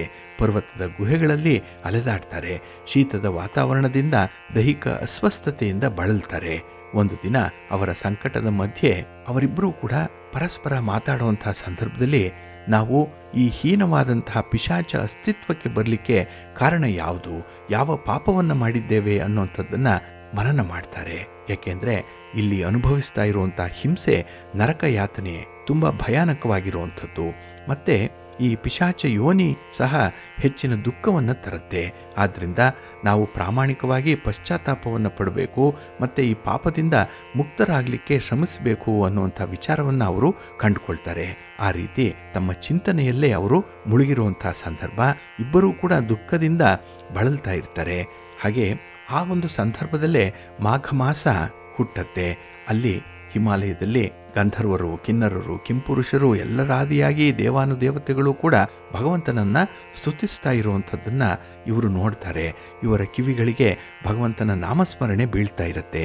ಹಾಗೆ ಕೈಲಾಸ ಪರ್ವತದಲ್ಲಿ ಕೂಡ ಶಿವನು ತನ್ನ ಗಣಗಳೊಂದಿಗೆ ನೃತ್ಯವನ್ನು ಮಾಡ್ತಾ ಇರುವಂಥ ಒಂದು ಸನ್ನಿವೇಶವನ್ನು ಇವರು ಕೂಡ ಊಹಿಸ್ಕೊಳ್ತಾರೆ. ಹಾಗೆ ಈ ಏಕಾದಶಿಯ ತಿಥಿ ಹತ್ತಿರ ಬರ್ತಾ ಇದ್ದಂತಹ ಸಂದರ್ಭ. ಆಗ ಆ ಏಕಾದಶಿಯ ದಿನ ಅವರು ಯಾವುದೇ ಆಹಾರವನ್ನು ತೆಗೆದುಕೊಳ್ಳಲ್ಲ. ನಿರಾಹಾರಿಗಳಾಗಿ ನಿರ್ಜಲ ಉಪವಾಸವನ್ನು ಮಾಡಲಿಕ್ಕೆ ಸಂಕಲ್ಪವನ್ನು ಮಾಡಿಕೊಳ್ತಾರೆ. ಹಾಗೆ ಯಾವುದೇ ಜೀವಿಗೆ ಹಾನಿಯನ್ನು ಮಾಡದೆ ಬಹಳ ಎಚ್ಚರಿಕೆಯಿಂದ ಆ ದಿನವನ್ನು ಕಳೀತಾರೆ. ಹಾಗೆ ಈ ರಾಕ್ಷಸಿ ಪ್ರವೃತ್ತಿಯಲ್ಲಿ ಇದ್ದಂಥವರಿಗೆ ಉಪವಾಸ ಮಾಡುವಂಥದ್ದು ಕಷ್ಟ. ಇದರಿಂದ ಅವರಿಬ್ಬರ ದೇಹ ಆಯಾಸಗೊಳ್ಳುತ್ತೆ. ಒಂದು ಅಶ್ವತ್ಥ ವೃಕ್ಷದ ಬಳಿ ಬಂದು ವಿಶ್ರಾಂತಿಗಾಗಿ ಕೂತ್ಕೊಳ್ತಾರೆ. ಆ ಸಂದರ್ಭದಲ್ಲಿ ಸೂರ್ಯಾಸ್ತವಾಗ್ತಾ ಇರುತ್ತೆ. ಇನ್ನು ಆ ರಾತ್ರಿ ಕೂಡ ಅವರಿಗೆ ಯಾವುದೇ ರೀತಿಯ ಆಹಾರಗಳು ಸಿಕ್ಕಲ್ಲ, ಯಾವುದೇ ರೀತಿಯ ಸೌಕರ್ಯಗಳು ಸಿಕ್ಕಲಿಲ್ಲ, ಆನಂದ ಮೊದಲೇ ಸಿಕ್ಕಲಿಲ್ಲ. ಇಡೀ ದಿನ ಚಳಿಯಿಂದ ಅವರು ಎಚ್ಚರ ಇರಬೇಕಾಯಿತು. ಇದು ಜಾಗರಣೆಯ ಮೂಲಕ ಅವರು ರಾತ್ರಿಯನ್ನು ಕಳೀಬೇಕಾಯಿತು. ಹಾಗಾಗಿ ಮರುದಿನ ದ್ವಾದಶಿಯ ತಿಥಿ ಬಂತು. ಹೇಗೋ ಅವರು ಈ ಏಕಾದಶಿಯ ವ್ರತವನ್ನು ಬಹಳ ನಿಷ್ಠೆಯಿಂದ ಭಗವಂತನ ನಾಮಸ್ಮರಣೆಯಲ್ಲೇ ಕಳೆದಿದ್ರು. ಅದಕ್ಕಾಗಿಯೇ ಅವರಿಗೆ ವಿಷ್ಣುವಿನ ಅನುಗ್ರಹ ಉಂಟಾಯಿತು. ಹಾಗಾಗಿ ಪಿಶಾಚರು ಅನ್ನುವಂಥ ಅವರ ಸ್ಥಿತಿ ದೂರವಾಗುತ್ತೆ. ಇಲ್ಲಿ ಅವರ ರೂಪ ಮೊದಲಿನಂತಾಗತ್ತೆ. ಆಗ ಗಂಧರ್ವ ಲೋಕದಲ್ಲಿ ಅವರಿಬ್ಬರನ್ನೂ ಕೂಡ ಬಹಳ ಗೌರವದಿಂದ ಬರಮಾಡ್ಕೊಳ್ತಾರೆ. ಅವರಲ್ಲಿರುವಂಥ ದೈವಿಕ ರೂಪವನ್ನು ನೋಡ್ತಾರೆ, ದೈವಿಕ ಶಕ್ತಿಯನ್ನು ಗಮನಿಸ್ತಾರೆ. ಇದನ್ನು ಇಂದ್ರ ಕೂಡ ನೋಡ್ತಾನೆ. ಇಂದ್ರನಿಗೆ ತುಂಬ ಆಶ್ಚರ್ಯ ಆಗುತ್ತೆ. ಹಾಗಾಗಿ ಇಂದ್ರನಿಗೆ ಕುತೂಹಲ ಜಾಸ್ತಿ ಆಗುತ್ತೆ. ಆಗ ಅವರಿಬ್ಬರನ್ನ ಕೇಳ್ತಾನೆ, ನೀವಿಬ್ಬರೂ ಕೂಡ ಯಾವ ಪುಣ್ಯ ಪ್ರಭಾವದಿಂದ ನಿಮ್ಮ ರಾಕ್ಷಸ ಸ್ಥಿತಿಯಿಂದ ಮುಕ್ತರಾಗಿದ್ದೀರಿ ಅಂತ ಹೇಳಿ ಕೇಳಿದಾಗ ಅವರಿಬ್ಬರೂ ಕೂಡ ಈ ಜಯ ಏಕಾದಶಿಯ ದಿನ ಇದ್ದಂಥ ಉಪವಾಸ ವ್ರತ ಹಾಗೆ ಹರಿನಾಮ ಸ್ಮರಣೆಯ ಬಗ್ಗೆ ತಿಳಿಸ್ಕೊಡ್ತಾರೆ. ಹಾಗೆ ನನ್ನ ಶಾಪಕ್ಕೆ ಗುರಿಯಾದರೂ ಕೂಡ ದೇವರು ನಿಮಗೆ ಮುಕ್ತಿಯನ್ನು ನೀಡಿದ್ದಾನೆ. ಹಾಗಾಗಿ ಪ್ರಭು ವಾಸುದೇವನ ಕೃಪೆಯಿಂದ ಹಾಗೆ ಹಿಮಾಲಯದಲ್ಲಿದ್ದಂತಹ ಕೈಲಾಸ ಪರ್ವತದ ಸಮೀಪದಲ್ಲಿ ನೀವು ಇದ್ದಿದ್ದರಿಂದ ಶಿವನ ಅನುಗ್ರಹದಿಂದ ನಿಮಗೆ ರಾಕ್ಷಸ ಬಾಧೆ ನಿವಾರಣೆಯಾಗಿದೆ ಅನ್ನುವಂಥ ವಿಚಾರವನ್ನು ಅವರಿಗೆ ತಿಳಿಸ್ಕೊಡ್ತಾನೆ. ಹಾಗಾಗಿನೇ ಈ ಜಯ ಏಕಾದಶಿ ಅವರಿಗೆ ಜಯವನ್ನು ತಂದುಕೊಡ್ತು ಅನ್ನುವಂಥ ಒಂದು ಉಲ್ಲೇಖವನ್ನು ಕೂಡ ಮಾಡ್ತಾರೆ. ಹಾಗಾಗಿ ಶ್ರೀಕೃಷ್ಣ ಪರಮಾತ್ಮ ಹೇಳಿದಂತಹ ಈ ಒಂದು ಪೌರಾಣಿಕ ಹಿನ್ನೆಲೆ ಏನಿದೆ, ಇದರಲ್ಲಿ ಮನಸ್ಸನ್ನು ಶುದ್ಧೀಕರಿಸಿಕೊಳ್ಳಲಿಕ್ಕೆ ತುಂಬ ಅವಕಾಶಗಳಿದೆ ಅನ್ನುವಂಥ ವಿಚಾರವನ್ನು ಯುಧಿಷ್ಠಿರನಿಗೆ ತಿಳಿಸ್ಕೊಟ್ಟಿದ್ದಾನೆ. ಹಾಗಾಗಿ ಈ ದಿನ ಪರಿಪೂರ್ಣವಾದಂತಹ ಏಕಾದಶಿಯ ವ್ರತವನ್ನು ಆಚರಣೆ ಮಾಡಬೇಕು. ಜೊತೆಗೆ ಈ ದಿನ ದಾನಾದಿಗಳನ್ನು ಮಾಡಬೇಕು. ಸಂಪೂರ್ಣವಾದಂತಹ ಭಗವಂತನ ಲೀಲೆಗಳನ್ನು ಆನಂದಿಸಬೇಕು. ಭಗವಂತನ ನಾಮಸ್ಮರಣೆಯನ್ನು ಮಾಡಬೇಕು. ಇನ್ನು ವಿಶೇಷವಾಗಿ ಈ ದಿನ ಉಪವಾಸದ ಮಹಿಮೆಯನ್ನು ನೀವು ಕೇಳ್ಕೊಳ್ಬೇಕು. ಉಪವಾಸವನ್ನು ಅನುಸರಣೆ ಮಾಡಬೇಕು. ಇದು ಒಂದು ಯಜ್ಞವನ್ನು ಮಾಡಿದಂಥ ಫಲವನ್ನು ನೀಡುತ್ತೆ ಅನ್ನುವಂಥ ವಿಚಾರವನ್ನು ಶ್ರೀಕೃಷ್ಣ ಪರಮಾತ್ಮ ಯುಧಿಷ್ಠಿರನಿಗೆ ತಿಳಿಸಿದ್ದಾರೆ. ಹಾಗಾಗಿ ಈ ದಿನದಲ್ಲಿ ಜಯ ಏಕಾದಶಿಯ ಆಚರಣೆ ತಮಗೆಲ್ಲರಿಗೂ ಗೊತ್ತಿದೆ. ಏಕಾದಶಿಯನ್ನು ಹೇಗೆ ಆಚರಣೆ ಮಾಡಬೇಕು ಅನ್ನುವಂಥದ್ದು. ಹಾಗೆ ಈ ದಿನದಲ್ಲಿ ಉಪವಾಸ ಮಾಡುವುದರ ಜೊತೆಗೆ ವ್ಯಕ್ತಿ ಕೋಪವನ್ನು, ಕಾಮವನ್ನು, ದುರಾಸೆಯನ್ನು ಹಾಗೆ ಅಹಮ್ಮನ್ನು ತನ್ನ ಮನಸ್ಸಿನಲ್ಲಿ ಪ್ರವೇಶಿಸಲಿಕ್ಕೆ ಬಿಡಬಾರದು. ಇನ್ನು ದೇಹ ಮತ್ತು ಆತ್ಮ ಎರಡನ್ನೂ ಕೂಡ ಶುದ್ಧೀಕರಿಸುವಂಥ ಕಾರ್ಯಗಳನ್ನು ಈ ದಿನ ಮಾಡಬೇಕಾಗತ್ತೆ. ಹಾಗೆ ಈ ದಿನ ವಿಶೇಷವಾಗಿ ಉಪವಾಸದ ಜೊತೆಗೆ ಜಾಗರಣೆಯನ್ನು ಕೂಡ ಅನುಸರಣೆ ಮಾಡಬೇಕು. ಅಂದರೆ ಈ ದಿನ ರಾತ್ರಿ ನಿದ್ರಿಸಬಾರ್ದು. ವಿಷ್ಣುವನ್ನು ಸ್ತುತಿಸುವಂಥ ಭಜನೆಗಳನ್ನು ಆಡುವಂಥದ್ದು, ಸ್ತೋತ್ರಗಳನ್ನು ಹೇಳಿಕೊಳ್ಳುವಂಥ ಕಾರ್ಯಕ್ರಮದಲ್ಲಿ ಭಾಗವಹಿಸಬೇಕು ಅನ್ನುವಂಥದ್ದು ಇದೆ. ಹಾಗೆ ಈ ದಿನ ಜಯ ಏಕಾದಶಿಯ ದಿನ ವಿಷ್ಣುವನ್ನು ಪೂರ್ಣ ಸಮರ್ಪಣಾ ಭಾವದಿಂದ ಪೂಜೆಯನ್ನು ಮಾಡಬೇಕು. ಅದರಲ್ಲೂ ಈ ದಿನ ವಿಷ್ಣು ಸಹಸ್ರನಾಮವನ್ನು ಹೇಳ್ಕೊಳ್ಬೇಕು, ನಾರಾಯಣ ಸ್ತೋತ್ರವನ್ನು ಪಠಣ ಮಾಡಿಕೊಳ್ಬೇಕು ಅನ್ನುವಂಥ ಒಂದು ವಿಚಾರ ಕೂಡ ಇದೆ. ಹಾಗಾಗಿನೇ ಈ ಜಯ ಏಕಾದಶಿಯ ಮಹತ್ವವನ್ನು ಪದ್ಮಪುರಾಣದಲ್ಲಿ ಉಲ್ಲೇಖಿಸಿದ್ದಾರೆ. ಹಾಗೆ ಭವಿಷ್ಯೋತ್ತರ ಪುರಾಣದಲ್ಲೂ ಕೂಡ ಇದರ ವಿಚಾರವಾಗಿ ಸಾಕಷ್ಟು ಮಾಹಿತಿಗಳನ್ನು ನೀಡಿದ್ದಾರೆ. ಆದ್ದರಿಂದಲೇ ಈ ಶುಭ ಏಕಾದಶಿಯ ವ್ರತ ಏನಿದೆ ಅದು ತುಂಬ ಶ್ರೇಷ್ಠತಮವಾಗಿರುವಂಥದ್ದು. ಅದಕ್ಕಾಗಿಯೇ ಶಕ್ತಿಶಾಲಿಯಾಗಿರುವಂಥ ಈ ಜಯ ಏಕಾದಶಿಯನ್ನು ಯುಧಿಷ್ಠಿರ ಮಹಾರಾಜ ಕೂಡ ಅನುಸರಣೆ ಮಾಡಿದ್ರು. ಅವರಿಗೆ ಇದ್ದಂತಹ ಬ್ರಹ್ಮಹತ್ಯಾ ದೋಷ ಏನಿದೆ ಅಂಥ ಘೋರ ಪಾಪಗಳಿಂದ ಕೂಡ ಮುಕ್ತರಾಗಲಿಕ್ಕೆ ಸಾಧ್ಯ ಆಯಿತು ಅನ್ನುವಂಥ ಒಂದು ವಿಚಾರ ಇದೆ. ಹಾಗಾಗಿ ಈ ದಿನ ಮಾಘ ಮಾಸದಲ್ಲಿ ಈ ಏಕಾದಶಿ ಬಂದಿರೋದ್ರಿಂದ ಶಿವಪೂಜೆಗೂ ಕೂಡ ಮಹತ್ವದ್ದಾಗಿದೆ. ಹಾಗೆ ವಿಷ್ಣುವಿನ ಪೂಜೆಗೆ, ವಿಷ್ಣುವಿನ ಜೊತೆಯಲ್ಲಿ ಮಹಾಲಕ್ಷ್ಮಿಯ ಪೂಜೆಗೂ ಕೂಡ ಅತ್ಯಂತ ಅನುಕೂಲಕರವಾಗಿರುವಂಥ ಸಂದರ್ಭಗಳಿದೆ. ಹಾಗಾಗಿನೇ ಈ ದಿನ ಶಿವಭಕ್ತರಿಗೆ, ವಿಷ್ಣು ಭಕ್ತರಿಗೆ ಅತ್ಯಂತ ಮುಖ್ಯವಾಗಿರುವಂಥ ಒಂದು ದಿನ. ಇದು ಪರ್ವಕಾಲ ಇದು. ಹಾಗಾಗಿ ಈ ಜಯ ಏಕಾದಶಿ ತಮಗೆಲ್ಲರಿಗೂ ಕೂಡ ಜಯವನ್ನು ತಂದುಕೊಡಲಿ. ನಿಮ್ಮ ನಿಮ್ಮ ಕೆಲಸ ಕಾರ್ಯಗಳಲ್ಲಿ ಜಯಪ್ರಾಪ್ತಿಯಾಗಲಿ. ಹಾಗೆ ಭಗವಂತ ತಮಗೆಲ್ಲರಿಗೂ ಕೂಡ ಆಯುರಾರೋಗ್ಯ ಐಶ್ವರ್ಯಾದಿಗಳನ್ನು ಕೊಟ್ಟು ಕಾಪಾಡಲಿ ಅಂತ ಹೇಳಿ ಸಿರಿಗನ್ನಡ ಸುದ್ದಿವಾಹಿನಿಯ ಪರವಾಗಿ ಪ್ರಾರ್ಥನೆ ಮಾಡೋಣ. ಪ್ರೀತಿಯ ಬಂಧುಗಳೇ, ಇನ್ನು ಮುಂದೆ ದ್ವಾದಶ ರಾಶಿಯವರ ಗೋಚಾರ ಫಲಗಳು ಹೇಗಿವೆ ನೋಡೋಣ ಬನ್ನಿ. ಮೊದಲಿಗೆ ಮೇಷರಾಶಿ. ಮೇಷರಾಶಿಯವರಿಗೆ ಈ ದಿನ 3ನೇ ಸ್ಥಾನದಲ್ಲಿ ಚಂದ್ರ ಇದ್ದಾನೆ. ಇದು ಕೀರ್ತಿ ಸ್ಥಾನ, ಇದೇ ಪರಾಕ್ರಮ ಸ್ಥಾನ. ಹಾಗಾಗಿ ಈ ದಿನದ ಕೆಲಸ ಕಾರ್ಯಗಳಲ್ಲಿ, ಈ ದಿನದ ಚಟುವಟಿಕೆಗಳಲ್ಲಿ ಆರ್ಥಿಕ ಲಾಭದ ಸೂಚನೆಗಳು ನಿಮಗೆ ಕಾಣಿಸ್ತಾ ಇದೆ. ಯಾವುದೇ ಕೆಲಸ ಕಾರ್ಯಗಳನ್ನು ಕೂಡ ತುಂಬ ಮುತುವರ್ಜಿಯಿಂದ ಆರಂಭ ಮಾಡುವಂಥ ಯೋಗ ಇದೆ. ಹಾಗೆ ಹೊಸ ಕೆಲಸಗಳನ್ನು ಈ ದಿನ ಆರಂಭ ಮಾಡ್ತೀರಿ. ಹೊಸ ಪರಿಚಯಗಳಾಗುವಂಥದ್ದು ಇದೆ. ಹಾಗೆ ಈ ದಿನ ಒಂದು ಕಮ್ಯುನಿಕೇಷನ್ ಏನಿದೆ, ಆ ಸಂವಹನ ಕೌಶಲ್ಯ ತುಂಬ ಚೆನ್ನಾಗಿದೆ. ಅದು ನಿಮಗೆ ತುಂಬ ಗೌರವವನ್ನು ತಂದುಕೊಡುವಂಥದ್ದು. ಹಾಗೆ ನಿಮ್ಮ ಪರಿಶ್ರಮದ ಕೆಲಸ ಬಹಳ ಬೇಗ ಒಳ್ಳೆಯ ಫಲಿತಾಂಶವನ್ನು ಈ ದಿನ ನಿಮಗೆ ತಂದುಕೊಡುತ್ತೆ. ಹಾಗೆ ಈ ದಿನದ ಸಮಯವನ್ನು ಸದುಪಯೋಗಪಡಿಸ್ಕೊಳ್ತೀರಿ. ಇದು ಬಹಳ ಮುಖ್ಯ. ಏಕೆಂದರೆ ಕೆಲವೊಂದು ಸಂದರ್ಭಗಳಲ್ಲಿ ಆಗುವಂಥ ಕೆಲಸ ಕಾರ್ಯಗಳಲ್ಲಿ ಬಹಳ ವಿಶೇಷವಾದಂಥ ಜಯವನ್ನು ಕಾಣುವಂಥದ್ದು ಇದೆ. ಹಾಗೆ ನಿಮ್ಮ ಅಪೇಕ್ಷೆಯಂತೆ ಈ ದಿನ ಯಶಸ್ಸನ್ನು ಪಡ್ಕೊಳ್ಳುವಂಥ ಸಮಯ. ಅದಕ್ಕಾಗಿ ಸ್ವಲ್ಪ ಪರಿಶ್ರಮದಿಂದ ಕೂಡಿರುವಂಥ ಕೆಲಸಗಳಿರುತ್ತೆ, ಜವಾಬ್ದಾರಿ ಇರುತ್ತೆ. ಅದನ್ನು ತುಂಬ ಚೆನ್ನಾಗಿ ನಿಭಾಯಿಸ್ತೀರಿ. ಹಾಗೆ ಈ ದಿನ ಹೊಸ ಕೆಲಸಗಳನ್ನು, ಹೊಸ ಜವಾಬ್ದಾರಿಯನ್ನು ವಹಿಸಿಕೊಳ್ಳೋ ಮೊದಲು ಸರಿಯಾಗಿ ಆಲೋಚನೆ ಮಾಡಿ ಮುಂದುವರಿಯಿರಿ. ಅದರ ಸಾಧಕ ಬಾಧಕಗಳನ್ನು ಒಮ್ಮೆ ಅವಲೋಕನ ಮಾಡಬೇಕಾಗತ್ತೆ. ಇದು ಬಹಳ ಮುಖ್ಯ.